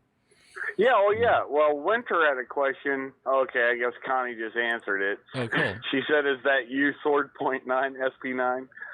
Yeah, and you guys can call me that SP9. But like I say on the shows, you know, I love every time we get together. It's just like a family conversation, just me and you. Yeah. And BZ's become that. Yes. And I just think all three of us together would just be a hoot of a show. And I don't want to interrupt your show. Hopefully, you don't feel I'm doing that. This is your No, baby. man, you know what? I didn't have anything tonight, man. I just knew that I had to get on and say hi to everybody. I've been getting emails and stuff like that, and I try to answer them, you know, like Right. I really do make an effort to look at Facebook at least once a week. You know, like Yep. and I mean, you might not see me on there, but every so often, you know, like right before I go to bed, I'll go on and I'll like a few things, see what my daughter's doing and my sons are doing and stuff. And, Right. you know, and then I'm done until the next night. You know, I don't follow everything really as close as I probably could or should or whatever. My only problem with everything will be, I'm just going to be honest, once this thing kicks and I'm gone Mm-hmm. and I bounce, in all honesty, I don't know who's going to be my internet provider where I'm going. Right. And if they only have secured internet, that means I'm going to be shut down. Oh. So I'll know more when I'm there. Yeah. You know, I can't be specific on any of it because, you know. Yeah. But, yeah, I'm hoping for a quick resolution. They're calling me in. And, you know. Hey, man. It's exciting. Like, I know you're going to go fight some bad guys. And the bad guys are not playing nice right now around the world. Yeah. They are. We've got some issues. Yeah. And I know they're on their way out. And they know they are. But they're going to put up a fight all the way out. You know what I mean? Well, they're not going down easy. Well, I was specifically asked for and called up, mm-hmm. and I accepted the project. So we'll find out what happens. But you know how I am. I'll be back. I'll see you. Oh, hell yeah. Yeah, I know you're not. I know, like, stressed. they should be shaking in their shoes if they know you're going. Well, they know what I mean? Because nobody knows. they have to know there's a bunch of guys getting ready to go after them. They have to. Oh yeah, the entire pipe hitters union's been operated or called up. Right. So we're gonna sort shit. Yeah. Well, I can't wait because like you guys are gonna be what breaks the MSM. You know what I mean? Well, like right now, they still are owning the airwaves and they're still lying through their ass. And yep. And there's really some good things happening right now, and the people don't know. You know what I mean? And they're believing all the crap that everybody's spewing on the news, and it's all a big old giant smoke screen. And you know, I have to laugh when I see these guys on, you know, I'll see it on Facebook and they're posting, they don't have a clue what they're talking about. Really, they don't, you know. On my YouTube, I everybody will hear the live boomer tech of me getting my computer fixed. Okay. Nice. With another bro of mine, I do with World Pirate Radio Podcast Network, WPRPN. And so, anyways, he helped me unscrew my computer. But I made, after that, it's about 8 minutes long where you're not going to hear me. You'll mostly hear Jaffe, Ryder. After that, I get into my topic. And my topic on Sword Point 9, remember, all lower letters, Sword Point, and the numeral 9. Mm-hmm. I get into, there's a place truth lives. Media is not that place. That's for and sure. I go in depth, brother. Right, I went in depth on it. Oh, I'm gonna go listen to that. Maybe I'll put myself to sleep tonight listening to that. It'll put you to sleep for sure. But no, it's a good time. Like I said, I everybody is confusing the deep state, and they think it's a different thing. And when I was on Robert Morningstar's program, I pointed out that the deep state is nothing more than what used to be called the shadow government. Right. And the deep state's also nothing more than the SES, the Special Executive Service of the federal government. Right, yeah. Those are the people that are lifetimers. They're going to retire with 30 years. Mm-hmm. So presidents come and go, but they maintain the same policy. Right. Sebastian Gorka, I heard an interview with him. I believe it was with Dave Rubin. And he said, yeah, it's funny. You go into a meeting, you tell them this is what the president's policy is, and they look at him and they go, that's nice. We've been doing it this way this long. So the president's policy is not official U.S. policy. That's what we're facing. Right, that is. And it's been a long time. Yeah, and you know what, and even worse, though, is even the ones that come and go, the last, 5 of them have been bad. You know what I mean? Yep. Like, they realized that they could use these guys and, and they could skew it to their favor and make billions. And that's what it's all about, is the billions. So they don't care about us or anything. Not at all. Yeah. You're exactly right. Not at all do they care a whit about us. Not at all. The funniest thing, when you think about this, folks, this is the thing I keep reiterating, and you know this, brother. Mm-hmm. You have to realize that everybody who's come into office before Trump, and I'm not saying Trump's a golden angel, but everybody knew that when we elected him. Yeah, that's right. And well, who wants a golden angel? He's getting ready he has to do some dirty work. What, you want some little wussy pussy dude in there? You know what I mean? Like, we don't want that. We want somebody that's gonna, get down and dirty and talk like a sailor and act like a sailor, and you know what I mean? Like, we want somebody that's willing to go toe to toe with them.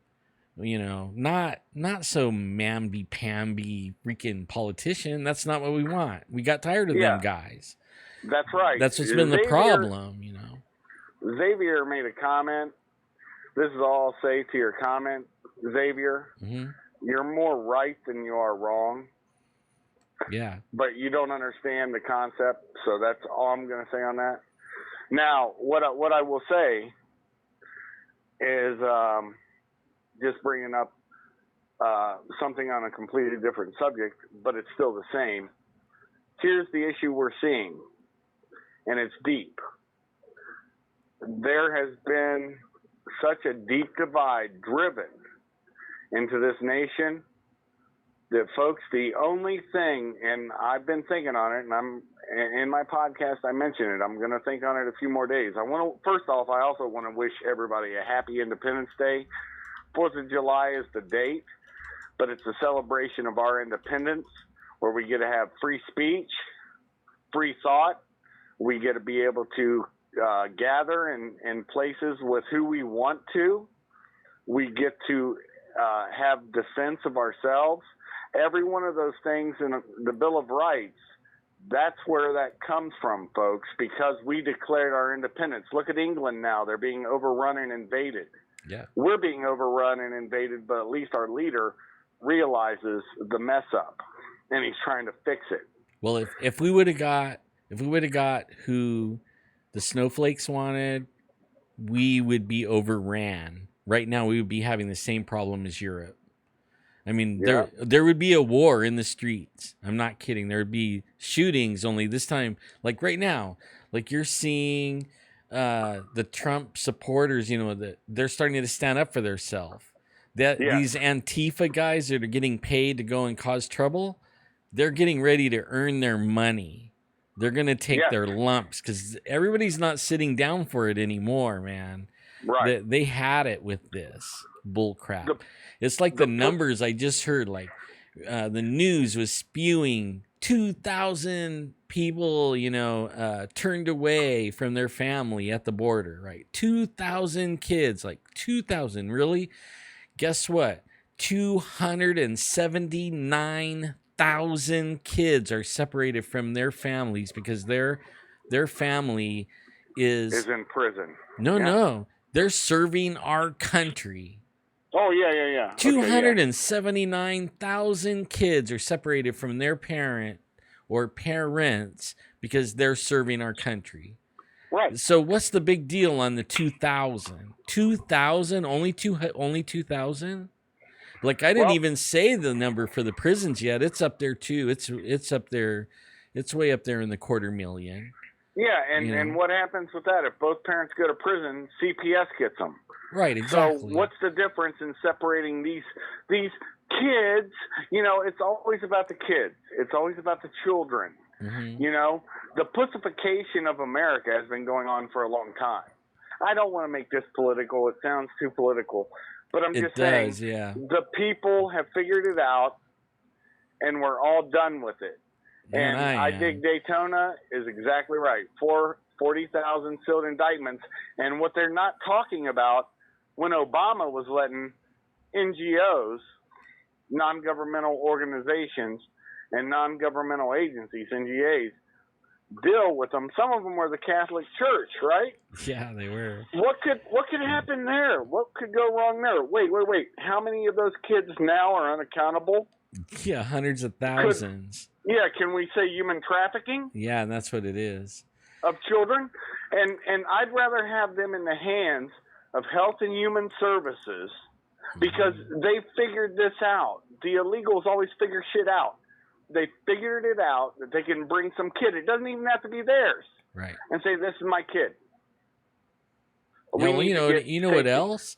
Like I was working with this guy and he was illegal. Okay. But only he was working under a different social security number. Right. Right. And he was keeping the cash that he was making the money on. Okay. For the job. And then he was collecting the welfare because they weren't looking at his social security number, right? Because it wasn't a real one. And then once he had enough money, he brought his grandma in from Mexico, and she's 65 or 66, something like that, right? And or maybe it was his mom, but only immediately applied for Social Security and got it because she was over 62. Right. And now they're all collecting all this money that they don't have any right to it. None of it. Not any of it. What did his grandmother pay into Social Security? Zip. Remember that big lie that Al Gore said to everybody in the American public when he was running against Bush? The Social Security lockbox. There is no lockbox. It's a Ponzi scheme, America. Yeah. And the Ponzi scheme's now too top heavy. So how are we going to break the system? Obama promised to change America fundamentally, and he almost did it completely. He almost. And the deep state's helping him because the Republican side has been just as complicit. Yeah. I mean, I've got a target on my back, and I've had it for a long time. You want to hear something cool? Want to hear something really cool? Like, there's this guy named Mark Taylor. Look him up. Okay, look him up on YouTube. And he actually, like, God was talking to this dude, like way back, like 2010, and gave him prophecy of where we're at right now.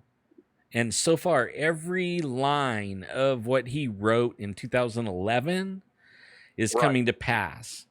Right. In fact, they're stuck right now. It's almost the second to last line that he wrote. Right. All of it has come to pass except for the second to last line, and the second to last line is about mainstream media. That it Right. was going to Fall. start telling the truth. Yeah, well, the top guys in there we're gonna get drained or whatever. Like the swamp, they're Right. all pervs and stuff like that, and they may commit suicide. They may. So I mean, like Yep. all this stuff, like people don't know, but we're gonna start seeing, and even Q is saying that, and all the people, Well, the Patriots, there's Q gonna at be one people time, gonna be committing suicide instead of getting caught. well, Q at one time, I can tell you this right now, so please listen to me, folks. Mm-hmm. Q at one time, before Corsi got involved, Jerome Corsi, different things happened. It's not one person. It never has been. Right. Okay. It was a bunch of people in the IC that decided they had enough and they were gonna start spitting truth. Okay. It's just what was going on when it first started. It's been co-opted now. Right. So it's now a deep state thing. So here's what I'm telling the folks. Somebody made a good point, and I wanted to bring it up. Bolt gun. He says our youth have gone to shit also. Yeah. That's his words, okay? He's correct in one aspect. But it's good parenting. You're exactly right. Look, I'm a bastard. I never had a father. And you know this about me, brother. Mm-hmm. I'm always open about everything about me. But I had good mentors. Right. And you know what changes that? Is that kid finds a good mentor. Yeah. And a man, I'm not talking about the way Milo Yiannopoulos said mentors into his homosexual lifestyle. You know, that's not what I'm talking about. I'm talking about a mentor that will give you what they have to make you a better human being. Right. And then when you've gotten all of that, there's no ego involved. You need another mentor. You go seek them. Yep. And you build yourself. And that's, look, as a bastard, I've never met my dad. But I'm still the man that I am today because of my mentors. I had an awesome mother. My twin sisters, awesome. But I had no father. Right. And so this whole thing can be short-circuited. But we have to invest that time too, ladies and gentlemen. We really do. You know what I've been preaching is like when they start talking about the children separated from their parents and all this kind of stuff. Been happening. Right. Been happening, right? 1987, I took in 3 boys, brothers. Right. Okay, Right. now, if everybody, instead of bitching and crying and moaning and complaining and saying how wrong it is, if they went and did something about it and became the mentor, become the people that fixes the problem instead of becoming part of the problem and just being a big loudmouth, you know, with a big giant opinion that nobody even gives a shit about. You know, go be the answer, right? No, I don't think that about Bolt Gun. That's not what I was saying. I'm not talking about Bolt Gun. Okay. I'm talking about when you hear everybody screaming about like they're making big deal of it. Well, really, you know what? Okay. There's like over 250,000 people that get separated from their kids every year in the United States, Americans, right? Yes. And they get put in institutions because there's nobody to take them in and really mentor them. They get put in, you know. So why don't we open our home and be the answer? Why don't we? The beautiful part is Bolt Gun, as you were saying this, said these and typed it right here. Listen how beautiful that is. He diagnosed the problem and has the answer, just like you and I. Everyone is responsible. Right. That's right. See, us in our generation, we know this, no matter where we come from. And it's not, it takes a village to raise the children, but if a man doesn't have a man to daggone help him become a man, then somebody in that community, luckily I was born in a flipping trailer park. Yeah, really on close quarters, you probably knew a lot of guys. Everybody knew me, and if I fucked up, guess what? They'd be telling my mom. Yeah, well, you know, like when I was a kid, my parents gave the neighbors and the teacher and the principal and anybody within earshot, they could kick my ass and whip my ass. Same here. And then whenever I got home, then they already had sent word before I got there, and I got it again, right? Yep. Like it was like a double swat or double spanking or whatever. I got the double ass kicking. Yeah. Yeah, I mean, that's how it was. Nowadays, neighbors don't even know our neighbors hardly at all.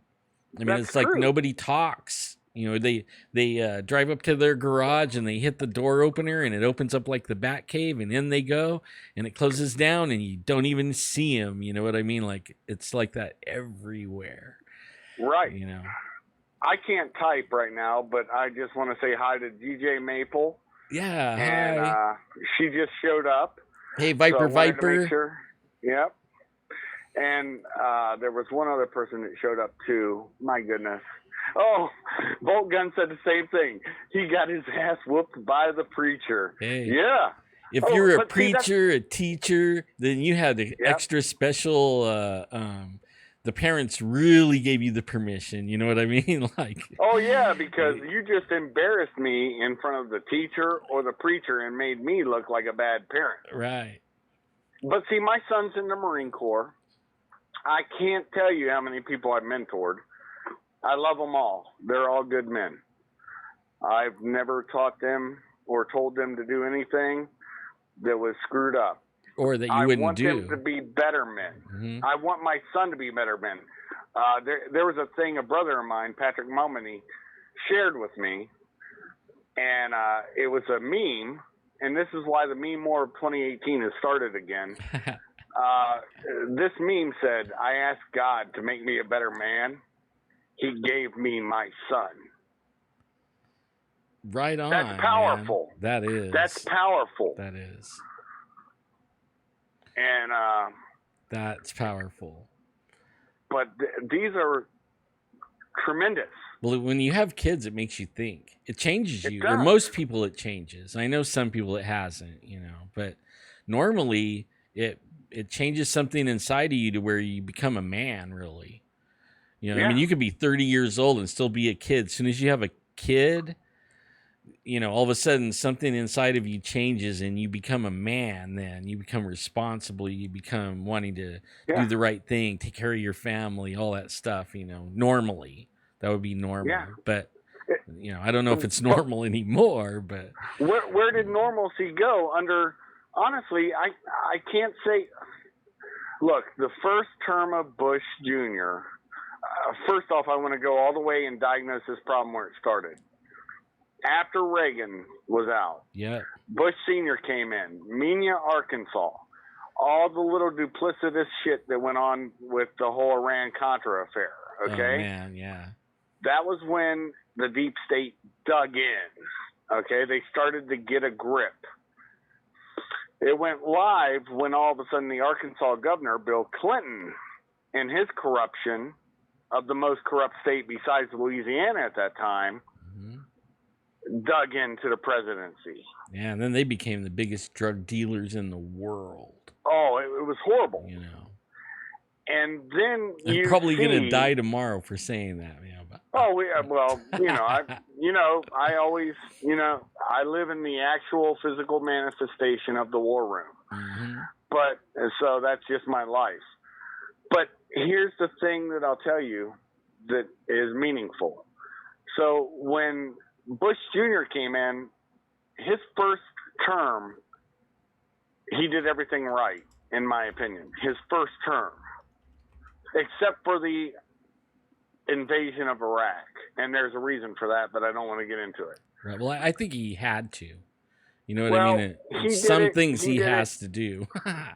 Like he couldn't not do it. Yeah, he did it because he was being told to do it. Right. And then that's the only thing I have a problem with on his first term. He was a good man, and I believe a religious man, and I still think that. But something happened in the second term, and I don't know what.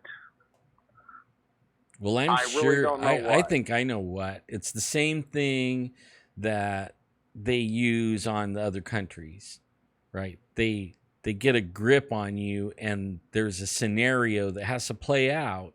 And if you, like Reagan, he didn't want to play, right? He's like, Right. this is what I'm going to do. And he would have been dead, but only he lived, but only they got his attention, right?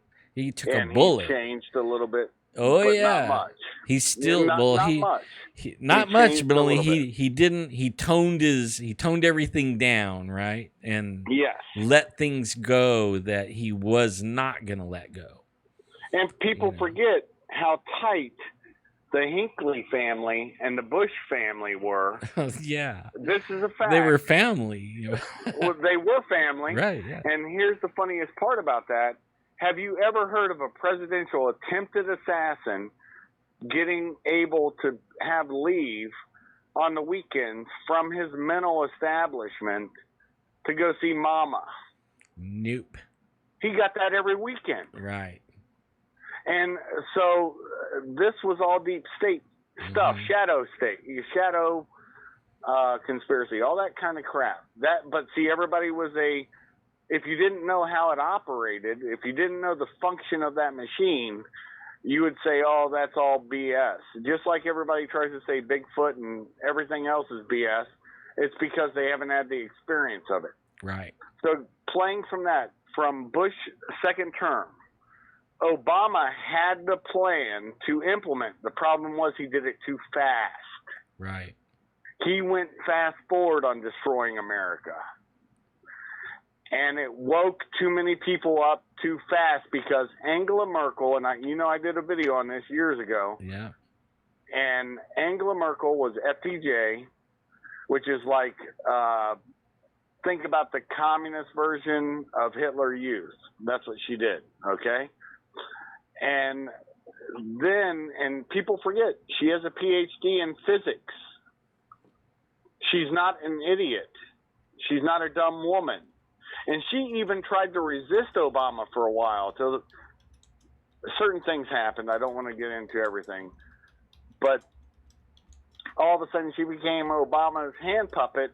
And with the G8 at that time, because Russia was still included, remember Obama saying to Medvedev, tell Vlad after my next election, I have more latitude in dealing with you. Remember the Russian reset of Hillary, the failure? Yeah.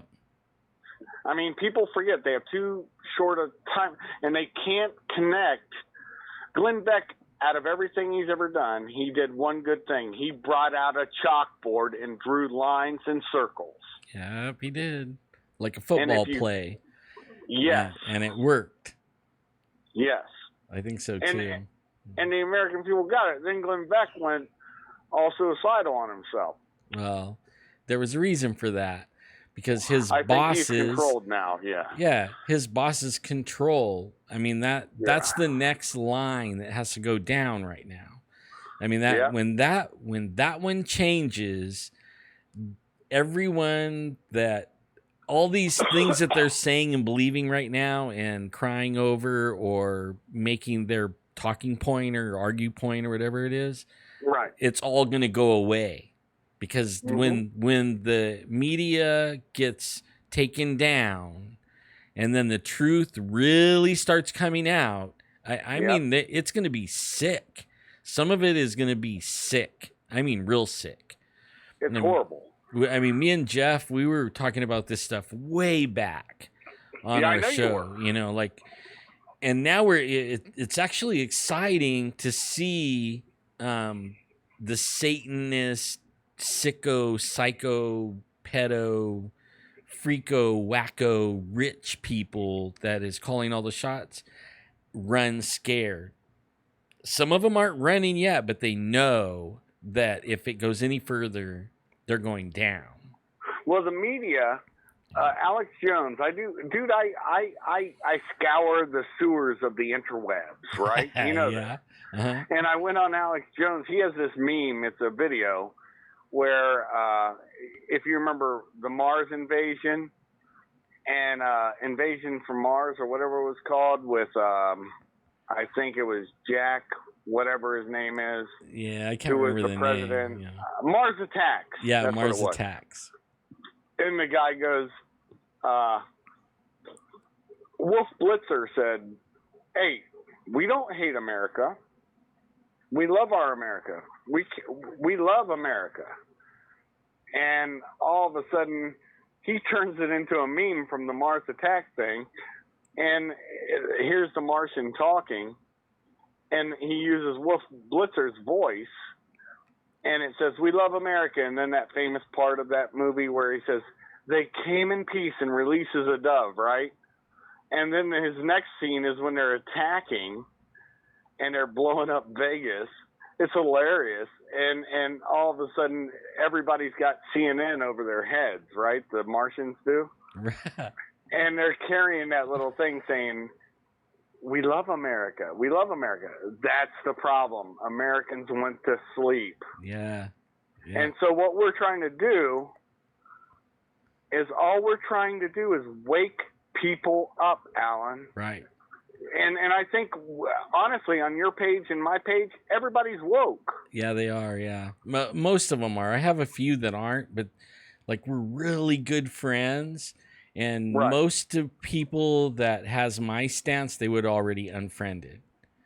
But luckily, that we were friends a long time before all this started happening, and we're still friends, even though like we could still be friends and disagree. That's the good thing. And everybody really should be like that. Like, I don't get I can't be your friend because, you endorse this or that or whatever. It's like, what? Like, get out of here, Well, look at me. You would never think that I would tell you this. And I said this in my video, so I'm going to, spoiler alert, folks. Dave Rubin, he's a homosexual. He's married to his husband. That's what he says all the time. And I'm not a homosexual. I don't really care what somebody does in their bedroom about. Right, yeah. That's their own business. I've never been that way. But the thing that I think, and this is where I'm leaning, is there is a way to, if not stop it, at least postpone it till we figure out how to stop this bullshit. And I believe it is the intellectual dark web, because these people have disparate opinions, and yet they come together. And they can have an honest conversation. When we were young, we could conversate about anything with anybody. Nobody called you a racist, Nazi, fascist, bigot, homophobia, histophobia, whatever, a phobia. Right, yeah. You just had a conversation with somebody. And yet now the first thing they're going to do, racist, bigot, a xenophobe, homophobe, histophobe, whatever, defectophobe. It's ridiculous. Yeah, I never been called so many names, And what's really funny is, like, I guess they think that I'm in love with Trump. It's like, you're not. You no way. Correctly. He is a obnoxious, egotistical, self-righteous dude. You know what I mean? Like, speaks his mind and all that. That is what I admire about him, and that is why I want him as my president, because he is not a mamby-pamby, and he cannot be bought. He loves America. And he is, like, we've been getting shit on by every country. Like, I heard this dude, he's an economist, and he's American, and he works in China, right?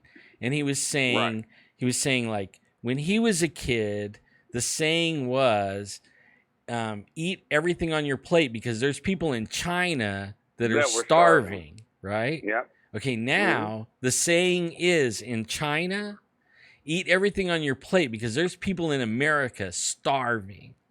Yeah. That's what they're saying in China. Yeah. And it was like, oh my God, So, and then he says, when is America going to wake up? And it isn't like the presidents it isn't the presidents that's hurting America. It isn't all that. He said it's actually the deals that was made. They have to be remade, because they're all out to screw us. We are getting screwed on every deal with every country. And You're right. that's what Trump's doing. He's renegotiating the deals. Well, of course they don't want to change the deal. They had the golden egg deal, where we shit a golden egg and they got all the gold and we got the shit. Well, I mean, like, remember when I worked for Homeland with Immigration and Customs back in the day, because that's what we handled, and it's all under the CBP umbrella. And the same with Border Patrol. All that stuff is one big agency now, including Coast Guard and Secret Service, I believe now was put into Homeland. I can't remember, man. It's so deep. it was stupid. I mean, no way should Treasury Department used to hold the ATF, Alcohol, Tobacco, and Firearms, the most corrupt agency that the federal government had. And this is something that I can say about the deep state that you're seeing now. Department of Justice got corrupted because they poured the dirty water of ATF from Treasury from its inception, alcohol, tobacco, and firearms. You can own a machine gun. You can own a tank.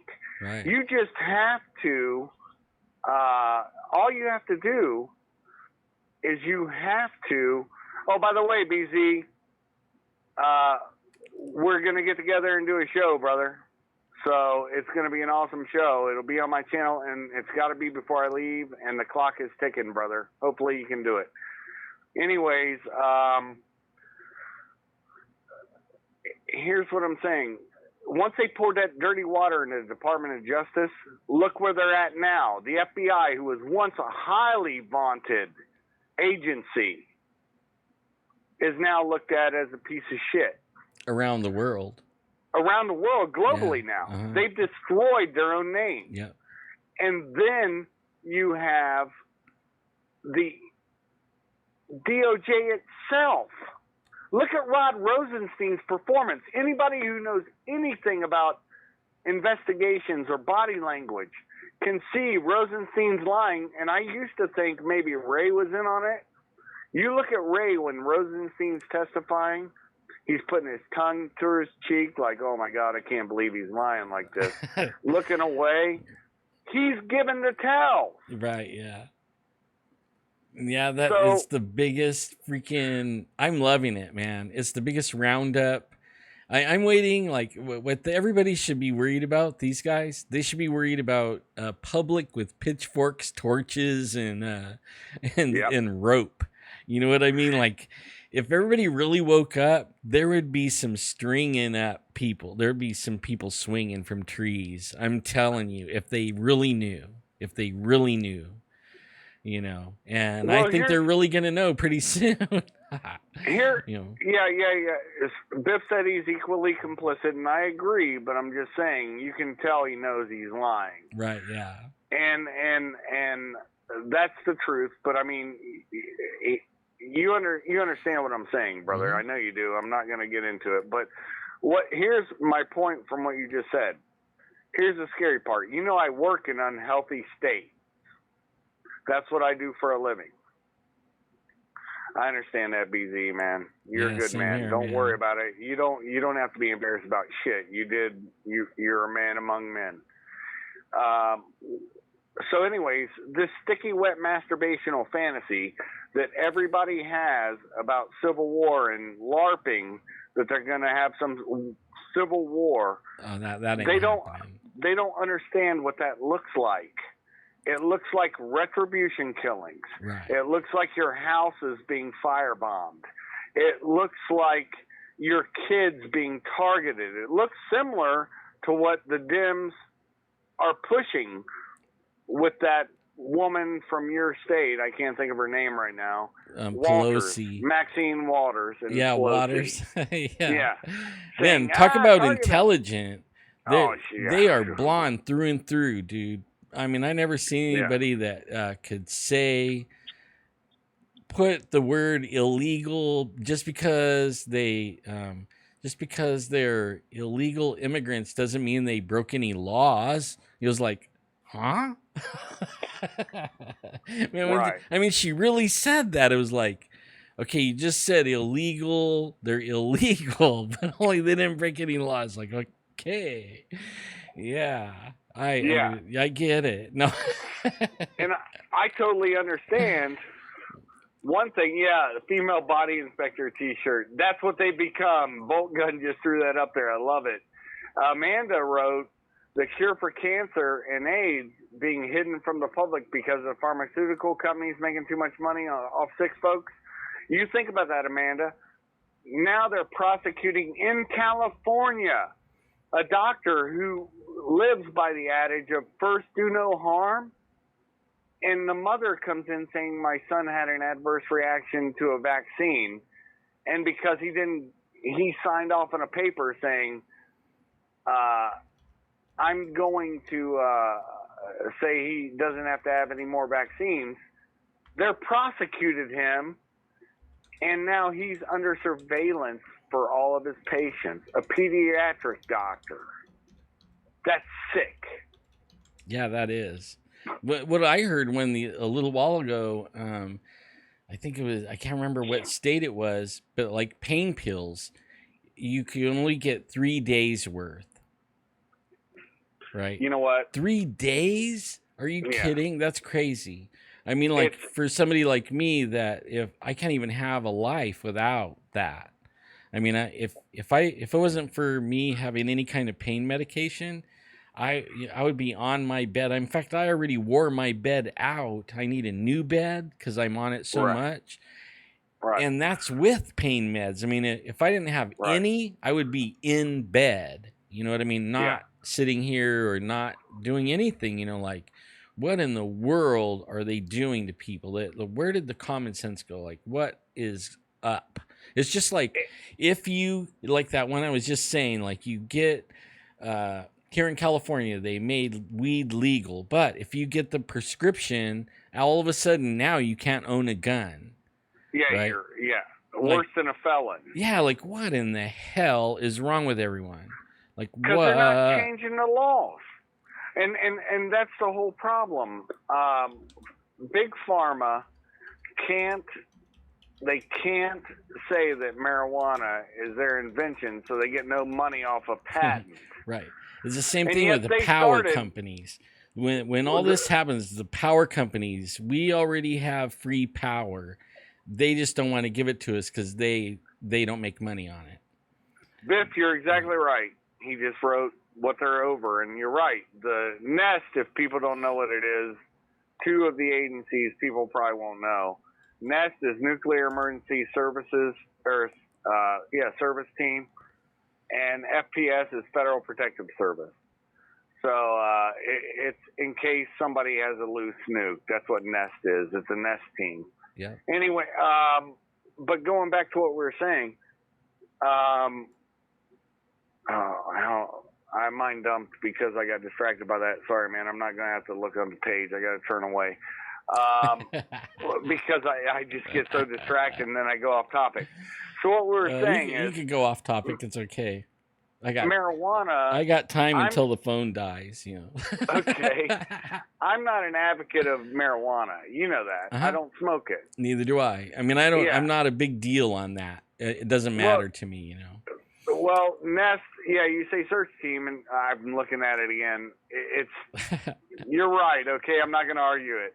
But they're not just detectors. They have aircraft that fly. I mean, there's a lot to it. And there's even satellites, Biff. But I don't want to get distracted. Damn it. Anyways. Man, I love you, bro. You're right on. I love it. but the whole thing that I'm talking about on this is, damn it. Everything's beeping now. It wasn't doing that earlier. I'm going to have to step away from the computer entirely. So I don't do marijuana. You're starting to your energy is starting to affect the computer, huh? I don't know, man. I'm ranting. But the thing that I get is I so understand where we're at right now. Yeah, yeah. And we're at a slippery place. Like marijuana, I don't use it. I'll probably never use it, even if I was in pain, just because it put me to sleep the only time I tried to use it. So maybe if I had to sleep, I would use it. Right. At 14, I tried it. It put me to sleep. I thought it was stupid. Thank God there was no YouTube or Snapchat or any of that shit. Somebody would have drawn a dick on my face or something while I was sleeping, at the party that I was at. So thank God I grew up in the 80s. But the thing is, that's amazing to me, is that we're at a dangerous precipice right now. And honestly, here's something people need to think about. You now have a Mexican president who is telling his people to invade America. Yeah. Okay? He won the election. He's a flippin' socialist. Guess what? That's the same shit that the guy down there in Venezuela said. He was a socialist when he was a Marxist. Yeah. And he's the same guy. And so anyways, what I'm telling you, this is a fact. Since he's done that and said that, he has now done an act of war. Right, yeah, that is. So war has to be on the table. Yeah. And nobody wants to talk about this. No, they want to talk about the people getting separated from their families, from the kids. I mean, right. but it's actually media is driving this stuff, and all they have to do really is get away from the media and actually start Googling things and looking at what the government's doing and what the other governments are doing. Look at other news things besides our regular news. And actually, you'll start seeing the real news. Yeah. And it's like, oh my God, it's like an epiphany. It's like, oh my God, that is really what's going on. And then it gets you pissed. I mean, at least me, it's like, oh my God, they're blowing smoke up our ass, and expecting us to keep, like believing this, oh my God, how stupid can we really be, It's a bad 80s song from REO Speedwagon. I'm gonna keep on loving you. Yeah. No, I'm not. Yeah. I've fucking separated from you now. And the media, here's what they didn't understand when Trump was saying drain the swamp. Mm-hmm. He understood the lame scream media, and that's what I call them, and I think Biff does too. I stepped completely into my kitchen, so I can't see any of his typing because there's so much stuff I want to talk to him about, and I just can't do it. So because he's such a good man, I love him.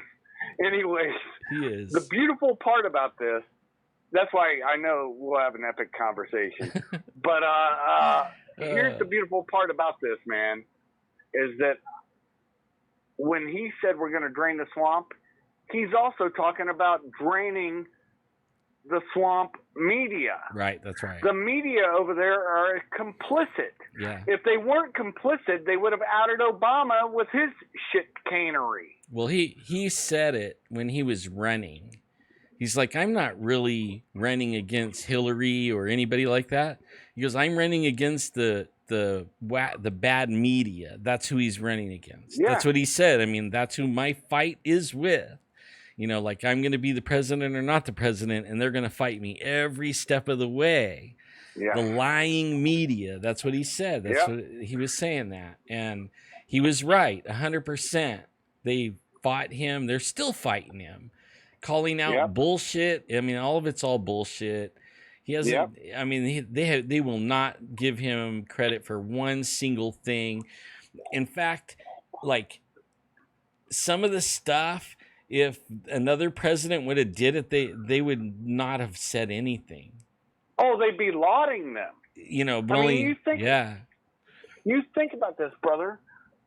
As well as I know, months before anybody had an inkling that the Korean summit was going to go on, I called the date, the exact date, and then all of a sudden it was off. First they were going to do it earlier, and I was like shocked by it. I did a video on that. And then all of a sudden it was on again, and guess what? It happened on the exact date. Pompeo is a magic man. I can't really get into a lot of the backstory on it because then that gives away people. Right, but, yeah. When Trump was over there visiting Japan, there was more going on than people knew. Oh, sure. And he had to what free the media them. say. He had to make it like where they were free to speak and talk with them and stuff like that. He had to get rid of those guys that you were talking about earlier, the 30-year guys, you know. The SES. Yeah, The Special Executive Service. They're over there holding them guys hostage and making world. They're doing the one world government thing is what they're doing. They're driving all the governments into a certain agenda, right? It's like an agenda. Well, he had to free our military. The president and the military had to go in and free these people of these people. Yes. And then they were free to actually renegotiate a deal and stuff like that. I mean, it had to be done or they couldn't renegotiate a deal even. And we're now, because Germany's so recalcitrant. See, people don't realize Germany, when they became free from, Germany, from the Second World War, we drew up their constitution. And when I went back with my brothers and we were talking in Berlin, this is a long time ago, man. I think I told you the backstory. I'm not going to get into it on your show live. But we had a nice conversation. And they elucidated me to how they are controlled by the U.S. government, the CIA. And you got to remember, Germany, the Second World War, their intelligence head became the founder of the BND, the Bundesnachrichtendienst. Yeah. And that is the German Secret Service, which is their version of the CIA. Korea has the KCIA, the Korean Central Intelligence Agency. Everywhere we've been, we've left a footprint. Right. Now, to punish Angela Merkel, we're going to pull our bases, our concerns that we have in Germany. Nice. Yeah, we are. We're pulling them out. See, normally we stay everywhere we go and help rebuild and stuff like that. This is the first time like Obama or they were like pulling out. He did that on purpose to create instability in the area. That's why he did it. Whole purpose. Yeah, it wasn't because he was like, bringing home the troops. He was creating instability in the area. That's what he was trying to do. It was actually for bad, not good. Yeah. But try to tell somebody that and see how far you get. You can't, because everybody has their own stuff they think about. Mm-hmm.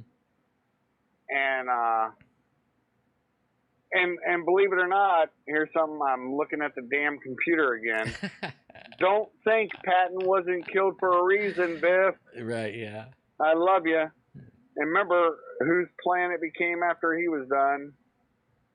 So, first counterterrorism unit was GSG-9, and I worked with them. I have the lanyard here.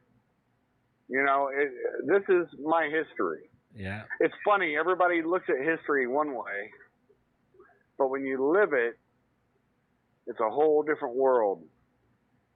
Well, I mean, that goes with anything, really. You know what I mean? Like, that's how come that the mainstream media is so easy to sway opinions. Yeah. Because the other people, they have no clue of how that works. You know what I mean? Like, all they know is they've supposedly been taking care of us all this time and doing the decisions they're supposed to do to make sure that America's good and all that. And they haven't been. They've been stealing from us and robbing from us and being really bad people, Yes. And Walter Cronkite was the most trusted journalist ever. Mm-hmm. Dan Rather, which now I call Dan Blather. I mean, all of them have, his folksy, homesy little diatribes are great. I love them. Not gonna parse words or hate on them. But the thing that gets me, man, it breaks my heart, is that the American people fully bought into it, and it put us to sleep. Yeah. So from the 50s to now, basically about 4 years ago, people were asleep and slowly woke up. Look, the red pill dispensary is over on your page, on my page, and on Biff's page. Mm-hmm. We are passing out red pills like they're water. Yeah.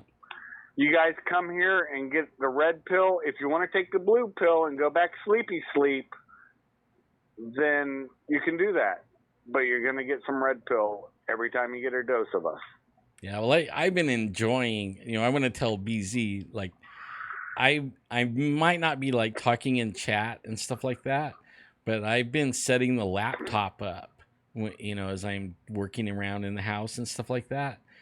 And Right. it's not when it's live. I wish it was, but only I'm enjoying the show. BZ, you are freaking awesome, dude, man. He is. I love, he does a great show. I mean, it's great to listen to Even him. the one, But I watching him, remember he is freaking great, man. Everybody should be tuning in. Everybody. I remember the other show he's on. I couldn't remember it earlier. Sorry, BZ. You're listening now live. It was the Shat Show. Yeah, the Had Shat a Show. blast on it. Had a blast on it. And remember, Dirty Olives, BZ, you're supposed to be making T-shirts. And, but yeah, and by the way, I want a T-shirt when you make it, or at least a moto patch, motivational patch. But no, I mean, his show, his normal show, I've been on it, great show. But the Shat Show was at a different level. It was where you just have fun. Yeah, yeah. He tells the truth on all of his shows. Yeah. But the Shat Show, at least the one I got to call in on, was a classic, and I loved it. I thought it was a joy to be on, in all honesty. And he is a hell fellow, well met, and I'll maintain this to this day. Well, I mean, like, it's one thing to listen, you know what I mean? Like, but only when you get to sit down and really watch, because he's giving you a show. I mean, he really is giving a good show. I mean, not only is it good content, but only, man, I love that he has a camera now, because it is awesome. It's and off I got a the question hook, for him. dude, man. I love it. I got a question for him, because I think I saw him one time in an old video where somebody just had a mustache, and he doesn't have to answer this in public. But there was a certain guy that showed up when Freeway Rick Ross was outing the drugs going into California. And there's this guy that stands up in front of the FBI director at the time, and he goes, the voice, if you listen to it, is a voice you've heard. And it may not be that guy, so that's why I'm saying I'm not going to say it. But he's like, I can tell you, sir, right now that the drugs are coming from the government. And that's all he said. And the guy just, so it's something that was memory hold for me until the Sackheads. It's Sackheads Against Tyranny. I just looked at the computer. Yeah. That was the show I was on. And it's on the SHR. I can't remember what SHR means, BZ. Please type that in. SHR Radio Network. Sackhead Radio. Okay, Sackhead Radio? Yeah, cool. I think so. I think that's what it is. Great time. And remember, folks, buy Dirty Olives. You'll find them in your grocery store. And then when all of his products come out, you guys will want Dirty Olive. Dirty Olive's a thing. I think DJ Maple was on it that night and heard it live. So did Cold Warrior. I haven't seen him tonight. I'm worried about him. I haven't seen him tonight either. Usually he's on, but it might be that he's it might be that he's like on vacation. You know what I mean? Like right now, It's like everybody's 4th of July vacation thing, and the dude works like every time that he comes in chat, he's at work. And okay. And I mean, he works and works. The guy has 2 jobs. He's badass, man. He takes care of business, and so he works a lot. And but only he could be having a vacation. I hope that's what it is. Yeah. If anybody needs to reach Sword.9, spelled the same, and all you have to do is put a dot or an @ sign, a dot, yahoo.com. I'll answer your questions if I can. I mean, I'm not going to violate operational security, but I put myself out there. Yeah, well, I can't wait till you get back. Like, well, there's going to be some good stories when you get back. I just know it. If you can talk, if you can, I'm hoping you can. I'm hoping you guys blast the freaking, you do the job, and when you come home, it isn't like a big secret, I know some of it will be, but I usually give it 2 years before I post anything about stuff on jobs, just because. Right. I know they're not looking at that point. So, but, when we're talking, I can always talk. Just like I can talk about Philly olives. Right, yeah. Yeah. It was classic, dude. If you got to listen to that show too, man. It was Sackheads Against Tyranny. I'm pretty sure I did. I was painting a closet, and I had I put a chair, like in the room. Like the room's totally empty, but I put a chair in the room, and then I set the laptop on it, and I was listening. I put like a speaker system so you could hear with a, 2 speakers and a little bass speaker, so I could hear it really good. But only every once in a while I would have to look. You know what I mean? Like, because like I'm waiting for BZ to point or do something. You know what I mean? Like, he puts a show, you guys. He puts a show, a real show. It's good, real good. Information is excellent. The show is excellent. It's almost scripted. Yeah. It's so good. I mean, it's really good. Really good. He is a class act. When you see him, he switched the camera. He's just flawless. He's like the one guy came in, and I guess it was a guy who was on the show before or something. I don't really know, because I didn't know him till you guys introduced me. Right. And the coolest thing was he moves this bobcat. They have this cool bobcat, and BZ's it's Bloviating Zeppelin's Bobcat Saloon, I think, is what his normal show is called. And the cool thing about it is it was just so classic. It was just classic. He moves the camera to the other guy, and then the one guy, he's shitting posting with me, but he doesn't know I'm a troll from way back. I trolled motherfuckers, and I didn't care back in the day, because that was my methodology of trying to figure out stuff and I wanted to see if people were bullshitting or not, if they said it. And then I realized, okay, some people are legit and some people weren't. Right. Blocked the non-legit ones, and listen to the people that aren't, That's right. BSing. And then, fortunately for me, I ran into you, Alan. And well, it's cool with trolls. What I learned, if you ignore them, like don't give them anything, no response, you don't feed them. Nothing, right? I mean, just like they are invisible, they will be invisible real quick because they want attention. Yep. That's why they're doing what they're doing. And as soon as you give them a little, like an inch, they'll take a mile. You know what I mean? So, including in the chat. Right, exactly. If you're in this chat with us, listen to me on this. Do not feed the troll. Right, yeah. Just like don't feed the Bigfoots, Yes. Because they get really mean whenever you don't feed them. You miss a meal and you are in trouble. Yeah, it's like the old adage of don't give what was it?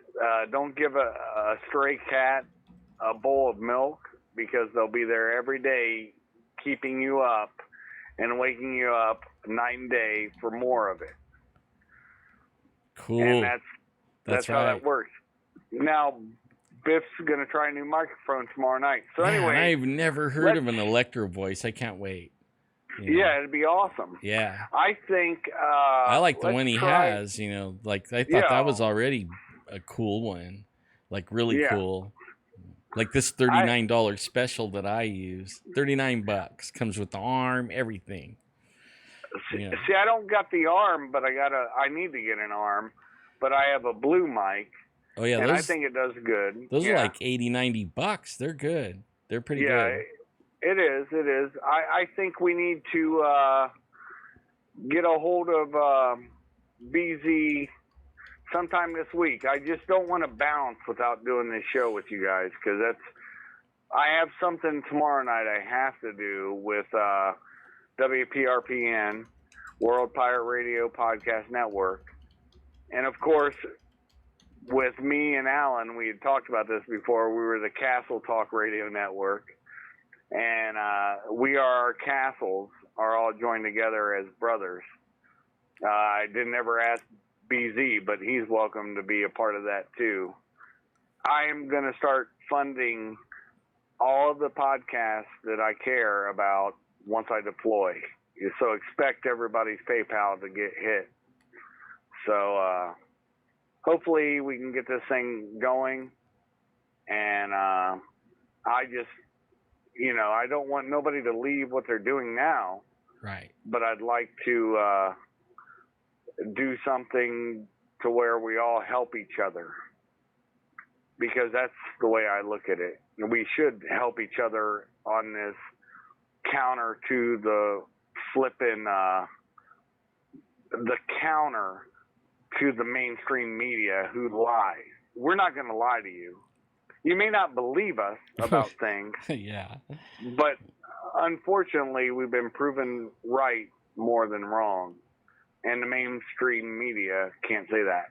Well, you know what, what people don't realize, like when I talk to people, they don't realize, like, maybe they just barely heard me or, whatever, found me. Right. But only I've been doing this for like 10 years or 11 years. And I've been talking about everything: UFOs, Bigfoots, government conspiracies, digging deep, deep bunkers. I mean, and I've been doing my homework. And now I'm getting into a decade of it. Yep. And in fact, I was counting up how many people that we interviewed, and it was over like 200 people. Yep. And I mean, I've abductees, government people, you name it. You know what I mean? The whole gamut of people. And I learned a long time ago, if you speak about something or say something and you're wrong about it, you will get called on it so fast, right? And I don't mean trolled. I mean, they will correct you. So, I learned way back in the day that I better do my homework and I better know damn well what I'm talking about. Otherwise, you have no credibility, and everyone is not listening to you because you don't speak the truth or whatever. You don't say what is real. Right. That's why then you find the ones nowadays, they come in and they have their belief system and everything. They have no idea your background or how long or anything, and they want to argue. It's and I don't have time for that anymore. Now we're really getting close to to the changes that we've been talking about wanting to happen for a decade. Well, shit, even before then, if you remember Art Bell's book, The Quickening. Right, yeah.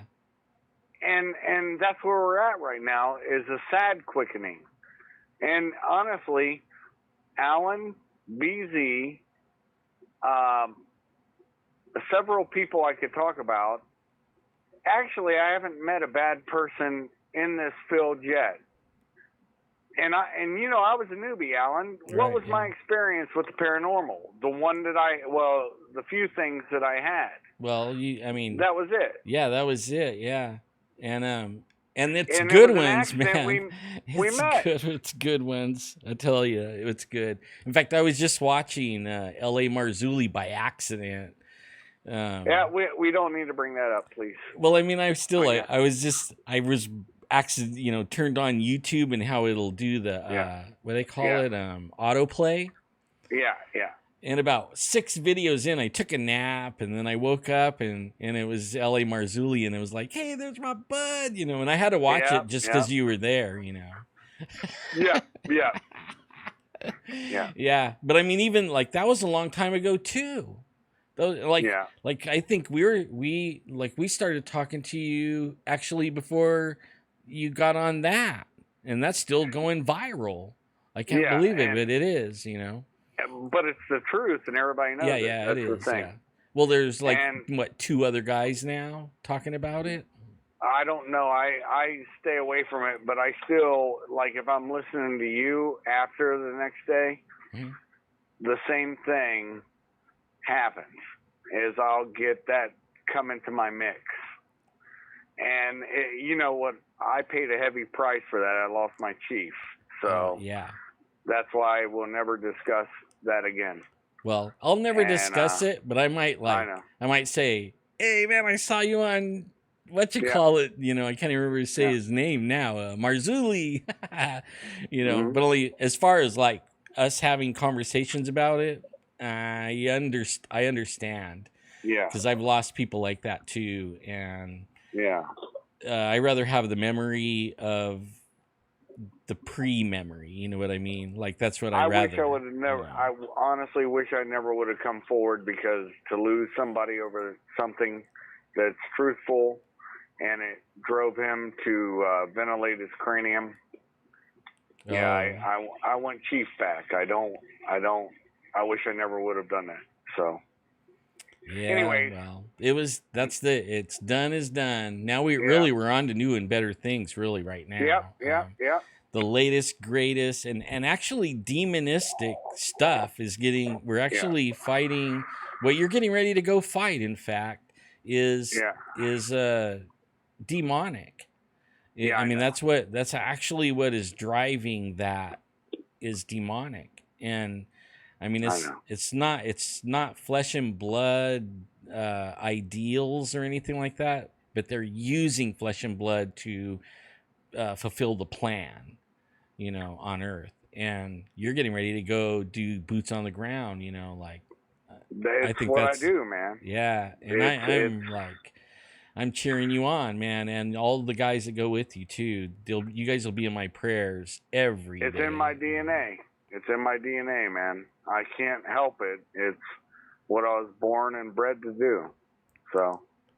Yeah, well, you get pretty great, man. You've already done great things. This is really going to be something you're going to really like remembering forever, hopefully.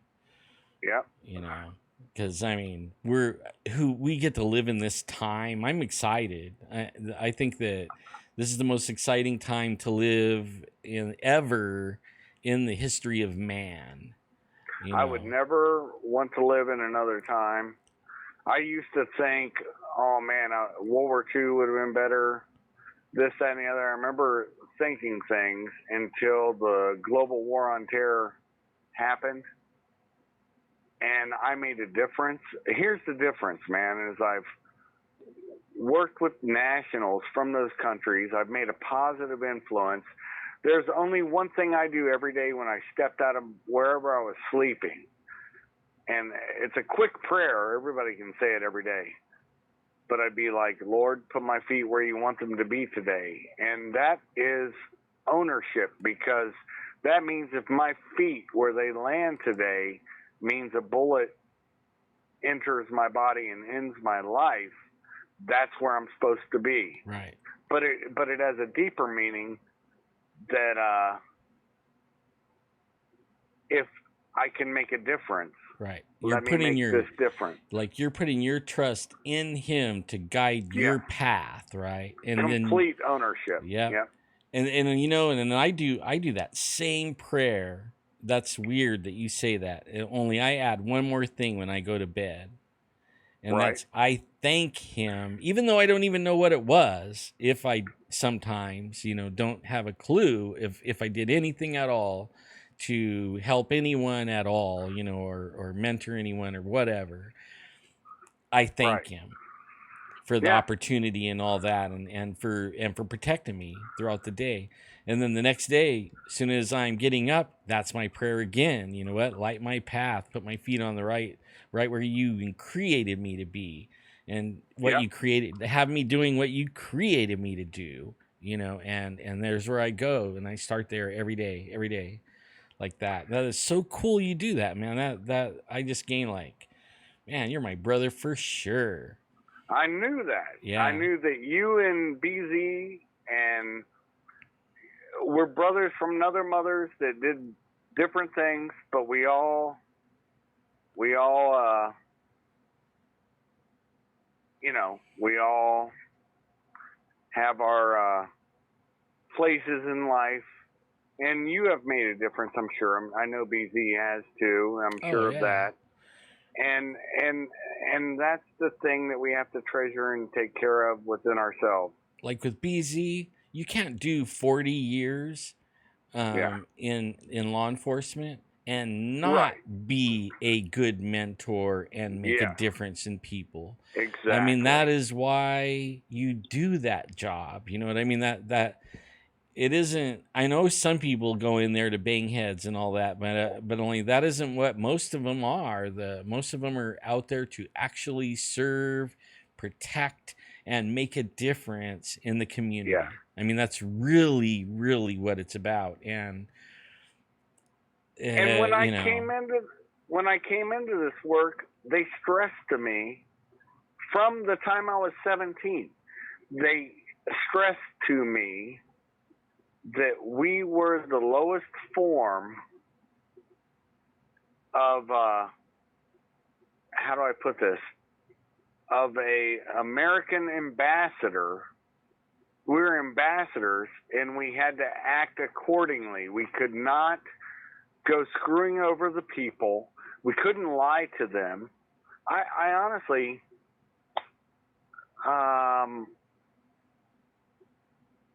whether I worked civilian police, which I did, you know, federally, mm-hmm. or if I worked military policing, which I did, military intelligence and the other agencies I worked for, I always took that to heart. And I mean that. It's something that it's honor. I can't teach honor. I can spot it. I can't teach it. No, but only you can't teach it, but you could be it. You know what I mean? Yes, Like you could carry yourself with dignity, honesty. You could be an example. You know what I mean? Like a lot of times, what do they say? You can lead the horse to water, but you can't make him drink it, right? Right. But if you're the leader, whatever you're leading, and you're leading by example, that's a different thing. Because when you get to the water, they'll all drink it if you drink it. Yeah. You know what I mean? They won't be afraid to drink it. They'll drink it because you drink it because they respect you if you're leading with integrity and honesty and all that. It's when when you're not doing that, then you're really doing a disservice to everyone that even is watching you. You know what I mean? Like it's just not good. You know, terrible thing. Well, when I was training Iraqi police, the first thing they would say is, "Oh, Mr. Shuff, you know, I'm gonna translate a little bit. I don't want to start rolling on with Arabic, but I have to. So you're gonna hear some pregnant pauses." But they'd be like, "Mr. Shuff, you're married. You have a son, and my son was young at that time. That was 2005. So you were now a parent. My son's a Marine, right? You were a parent that was like separated from your child and family, right? Oh yeah. Oh yeah. Uh-huh. And that doesn't matter though to them. Only the 2,000. I'm sorry, I got off on a tangent. Sorry. well, the thing that got me was I was training these Iraqi police for it was called oh shit, let me look at the patch that I have. Civilian Police Assistance Training for CPAT Iraq. And I'm training these people, and they would say, Mr. Shuff, you have a wife, but how many girlfriends do you have? Because they watch our media, and they think we all have girls on the side. They think all of us men are whores. We put our penises in any woman. Oh. Whoa. And wow, that's an eye opener. No, that's what they think. Dang. And so here's what happened. I had to tell them, no, I have my wife. That's it. There is nothing else. I don't know where you get this from. Oh, TV, they tell you. All right. TV, and they tell you all this stuff. Now, am I friends with females? Yes, but they don't understand that you're a friend. They think you're fucking every girl you meet. You're not. But they don't understand Western culture. Right. That's why when you dump third and second world people from other cultures, you're not going to get a mesh. Right. It's not going to happen.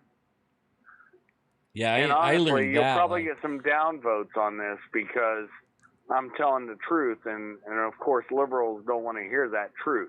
Well, I put a picture up on my Facebook today. It was like it was when I was way in Africa, like, oh man, a 3-day drive, right? A 3-day drive into Africa, into where like clothes were not, I wouldn't say optional, just if you could afford it. You know what I mean? Like the rest of them couldn't afford it, so there wasn't clothes, and you didn't need them anyways because it was freaking hot every day, right?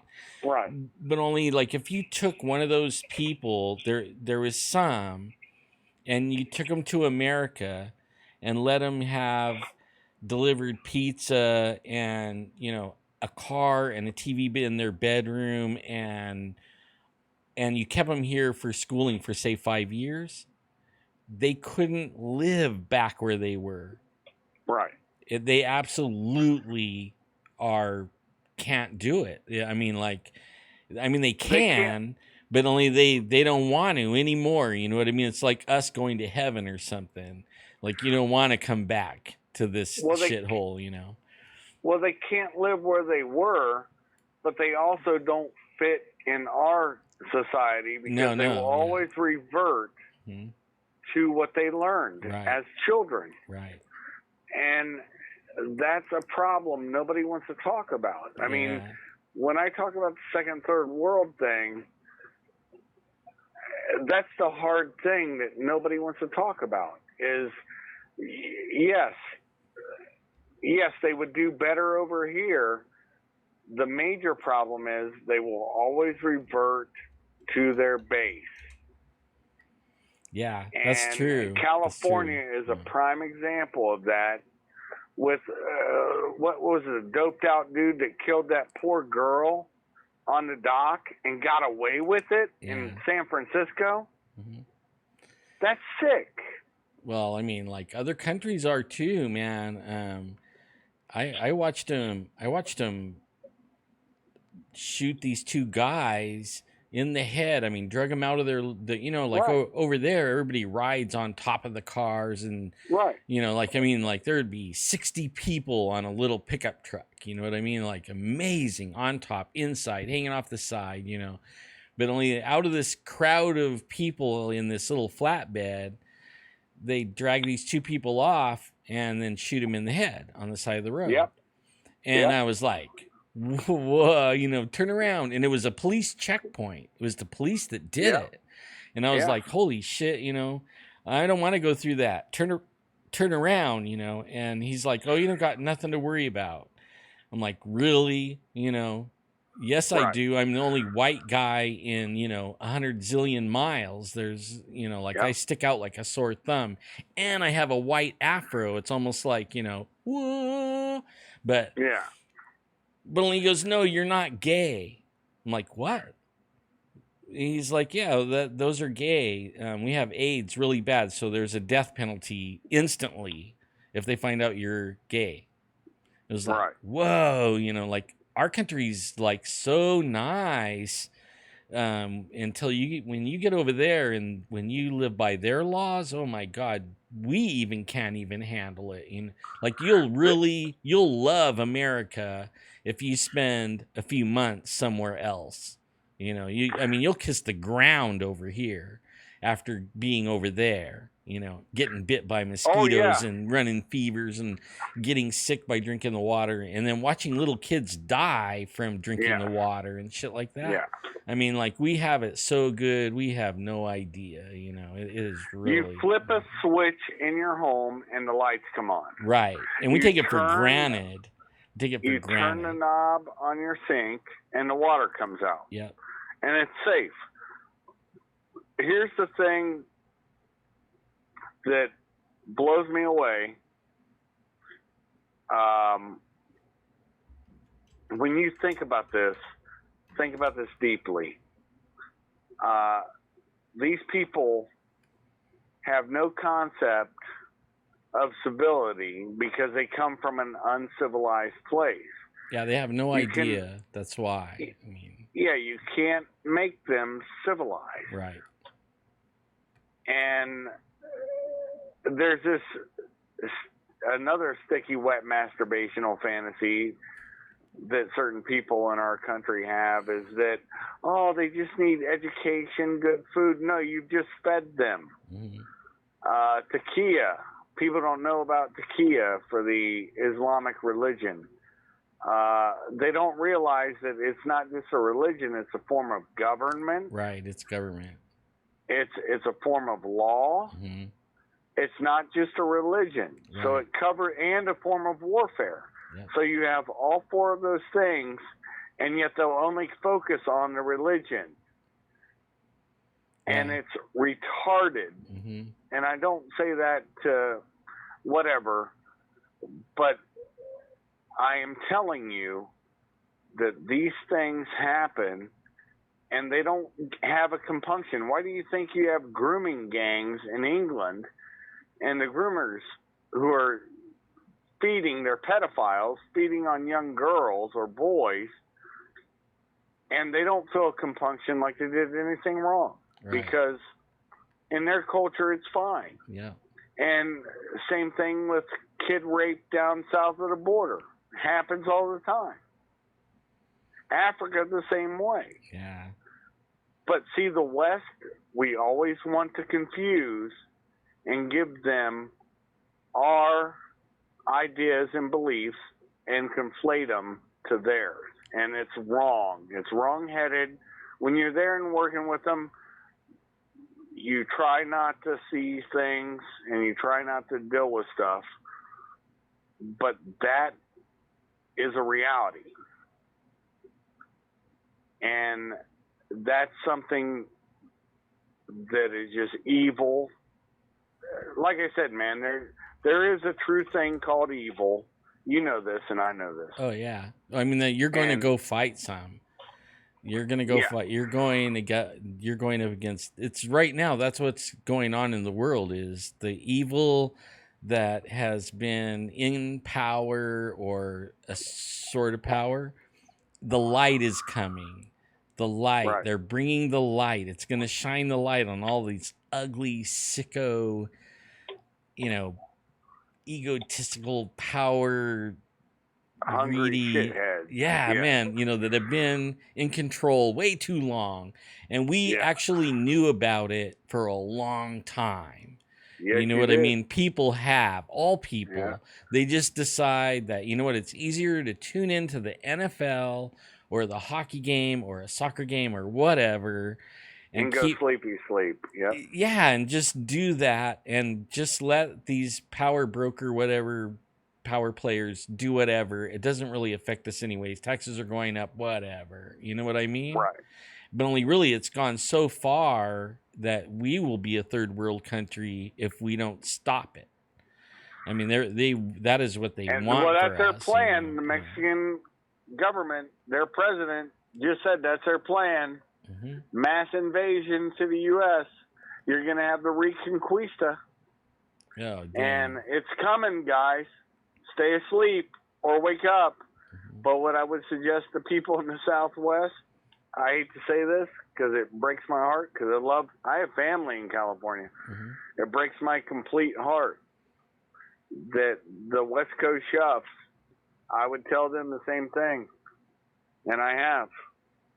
Get the fuck out of California.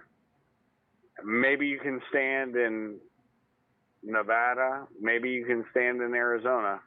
But don't bring your politics. The politics is what let the liberals get the hell they wanted. If you're of sound mind and you're in California, get the hell out. Just make sure that the liberals get a taste of what they bought. Yeah. Oh, I have a feeling, honestly, man. Believe me, on they're gonna get it. They're gonna get it because right now they're living in a fantasy world. They think that everybody, like I live in California, and they think everybody in California thinks the same, but really, the people in California are waking up, man. You should hear if there's going to be any kind of revolution, civil war, or anything, it's going to be in this state. And California leads the way. They are going to do something here. I mean, people are there's rumbles in the jungles over here. I'm telling you. It is getting like that. And actually BZ is helping it. He's helping it. I mean, he's like only I can't remember what he says. He's only 2 miles from it or something like that. I mean, it is great, But I mean, he's helping to wake up everyone. And I keep on pointing everybody to him because he's right. He's right. He is right. He is right. He is totally on the money. A lot of my cop friends are already starting to tune in because it's like a brotherhood, and first they have no trust first, of course. Right. But only then when they find out, when I'm telling them the truth, then they're like, oh, and they'll tune in. And from what I understand, BZ, a lot of the listeners, they listen to you in their cars and stuff like that. So your Spreaker thing is big deal. Yes. And they're listening like that on Sirius and stuff like or however they can do it. I'm not sure. Maybe it's going through their phone and into the radio. I don't know, but they're listening in their cars and they're loving it. They hate seeing California like that. They gave like BZ 40 years, serving, and they've had their hands tied. They've been, like before, whenever they really could do something about something, now they almost can't do anything about anything, and it's really terrible. It is. It really is. It is, and the problem that I see is massive. Yeah, it is. I'm seeing something on my side, just on the intel side. I'll tell you, California has always been a bellwether for America, okay? And you guys are voting to split into sections. We're not. The liberals won't do that because they need the productive people to pay for everything else. BZ's pointed this out. And, it's not going to work, dude. It's not going to work. Yeah, it's not. Everybody I has can't to be remember the on guy. board or else it won't work. And not everybody's arguing right now. There's going to be a fight. That's what's going to happen. If Brown doesn't get run out of town, then I'm pretty sure he is. The tide is changing over here, and I hope. it is. I mean, I'm telling you, it is. It's the tide is changing. The fight's not over, but the tide is turning, and we're starting to see. Even though it's little ones, we're starting to see, little victories and stuff like that. So Yeah. I'm optimistic, I guess. We'll see. Mm-hmm. The proof will be in the pudding when it comes, but I can't remember. There was one guy, really good dude, I met on. I can't remember. No, I can't remember the name of his podcast. He seemed like a decent dude. I think he calls himself Big Sarge or something. I can't remember his name. BZ, you'll know who he is. But yeah, he's a good dude. And there's been a lot of people out that way and around that are fighting. They're fighting to try to save stuff. So I hope they do it. I would love to see prices go down, though. Like I have family over by you in Indiana, and right. I mean, they just built a house on right. on property they already paid off. You know what I mean? And this is my kids, and they're building a house now. And it's like I can't even buy a single wide 1-bedroom mobile home for that. And put it on a space and rent the space. You know what I mean? Like. Right. It's so cheap. I can't believe it. If I could handle the Arctic winters, I would move, but I can't. Right. So, that's the only I thing get that, and that's why I say maybe. How do I put this? Maybe Arizona and Nevada are the safer places for some people. And so anyways, there's good men everywhere. I just don't want to see good men on an island, an oasis, right, to where they have no backup. It is what it is, man. I just hope that I see some positive movement to where these folks can actually coordinate and understand that it's our country, folks. If we fell completely. Right. Yeah. And I mean that. Let Biff call in. I'm gonna hang up, brother. I've enjoyed our conversation. I was just looking, see the little red light. I don't know if everybody can see that, but it's saying I got 2%. Oh, damn my phone. Anyway, I don't know if everybody can see the blink. Yeah. But when the little red light starts blinking, it means it's done. I actually been waiting for it to cut off. All right, brother. Well, I'm gonna let you go. Love you, and I'll listen to the rest of it. And I love BZ, and I love everybody in the chat. I'm gonna be signing out, man. I've been 3 hours and 13 minutes and 18 seconds, 19 seconds, 20 seconds. Then that means we have been on this. You did like an hour and something, bruh. Yeah. And wow. So let me hang up, and I want to listen to your sign out, brother. I love you all. Love you, everybody bro. in the chat. Honestly, Sword.9, biggest fan. All right. God bless. Good night, bro. Night, brother. Good night, John boy. That's one of them. Now that's one of BZ's things. I love that part, BZ. Honest, man. That's like one of the best parts of the whole thing. At the end, I get into the John boy thing. Good night, John boy. But yeah, so 3 hours and 14 minutes, and I had a blast.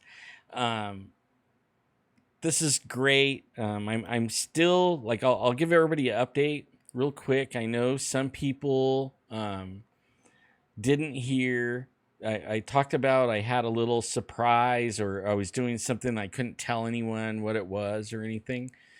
Um, a and I think I can now because we got turned down, or he got turned down. But Jeff approached me a couple of weeks ago and had a proposition for a TV pilot, and I guess he couldn't. They weren't going to give him the shot of unless I was involved in it. So why not? I don't hate Jeff. He's like a brother to me. He's done a lot of good things for me. Uh, you know, he's still a friend and everything like that. But we're still gonna do our own thing. He's still gonna do his thing. We did the pilot. We turned it in. It didn't make it. So here we are back to the same place we were. He's still chasing TV, and I don't really care about TV. So here we are. But that was what the little secret thing was, and I don't want to get everybody all mad at me. Going think I'm traitor or anything like that. I'm not. I'm still the same one. I just I I've been helping him so long, and he has this dream of being on TV. And if I would help any one of you the same, and I would help him be on TV if I could. That's just how I am. I would do the same thing for each and every one of you out there. And I lead by example. Um, so that's how I am. And, no hard feelings on anyone. I like to see people succeed. In fact, I didn't make it in the casino industry all the way up to the top management by not being that way. I helped a lot of people succeed, and by that way I succeeded. So, like, lead by example. Take the high road. Be the best person you can be. Don't be judgmental. Don't be especially judgmental is the most thing, because how you judge is how you shall be judged, right? So when I'm standing in front of the person that judges ultimately, I don't want these things that I did in this life. I don't want all these stupid little things to be held against me, right? Dumb stuff that, there's some things that I'll probably get judged for, but it's going to be a major deal. You know what I mean? Like it's going to be a big deal to me inside here. Little bitty stuff, gotta let it go. Just gotta let it go. Do the right thing. Take the high road. That's the way it is. And I love everybody. I love Jeff. I love his family. I love you guys. I pray for everyone all the time. That's true, Biff. I'm not a punching bag to him, but only and the whole thing is let's give this a shot and see if he could get his TV show. It didn't mean I had to stay on it. It just meant that it's giving him a shot. So I seen him for the one day, about 2 hours. That was about it. And they turned it in and they denied it. And I kind of seen that coming, but if I mostly saw it as what the other part of it is, it was for a network for Jesus. Okay. And I think that's why I had to be included. It was an actual Christian network, and they approached him. So I wasn't really doing it for Jeff so much as I would be doing it for the Lord. And I do everything for the Lord. That's my main thrust is God, and how he would want me to be and act and everything. So that's what I was doing. And that was my little secret thing. Now it's not a secret. And I want you guys to know, I love every one of you. I missed you guys while I'm doing all this work and everything. This is a temporary setup I have still. I do I haven't got a desk on the way, a small one that I don't want to put the big huge monster desk in here, but I have one on the way. But only I don't have to take this down. I can leave it up for now until I get the desk. So I can just walk in, turn on the switch, do my thing. So you guys will start seeing me a lot more. I just was too busy and everything was boxed up by the time I got done doing the things for the wife. I didn't feel like sitting here for a couple hours putting everything together and tuning it all in. And then if I did, I wouldn't even feel like being on, sitting here all tired and all that. But I love you guys. I thank you for all the emails and all the caring and the prayers. I pray for every one of you. I pray that your family is abundantly healthy, abundantly blessed. I pray for our president that he is safe and that he is protected, and that the that that all the goals that they have happen. I pray for like Sword Point 9 and the guys giving their all for our country. I pray for all the law enforcement in our country. I pray everyone in the sound of my voice. I pray abundant blessings on you, health, wealth, whatever it is that you need. I hope that your need gets met. And that's in Jesus' name I pray. And I want to thank you guys for tuning in. I had a great time. I really had a great time. And I hope you all have a really good 4th. Enjoy it. Y'all be good. Don't blow up the neighbor or anything with your illegal fireworks or nothing. And we shall see you really soon this time, like probably right after the 4th. Sometime right after. You guys all have a really good rest of the night. Some of you, it's morning.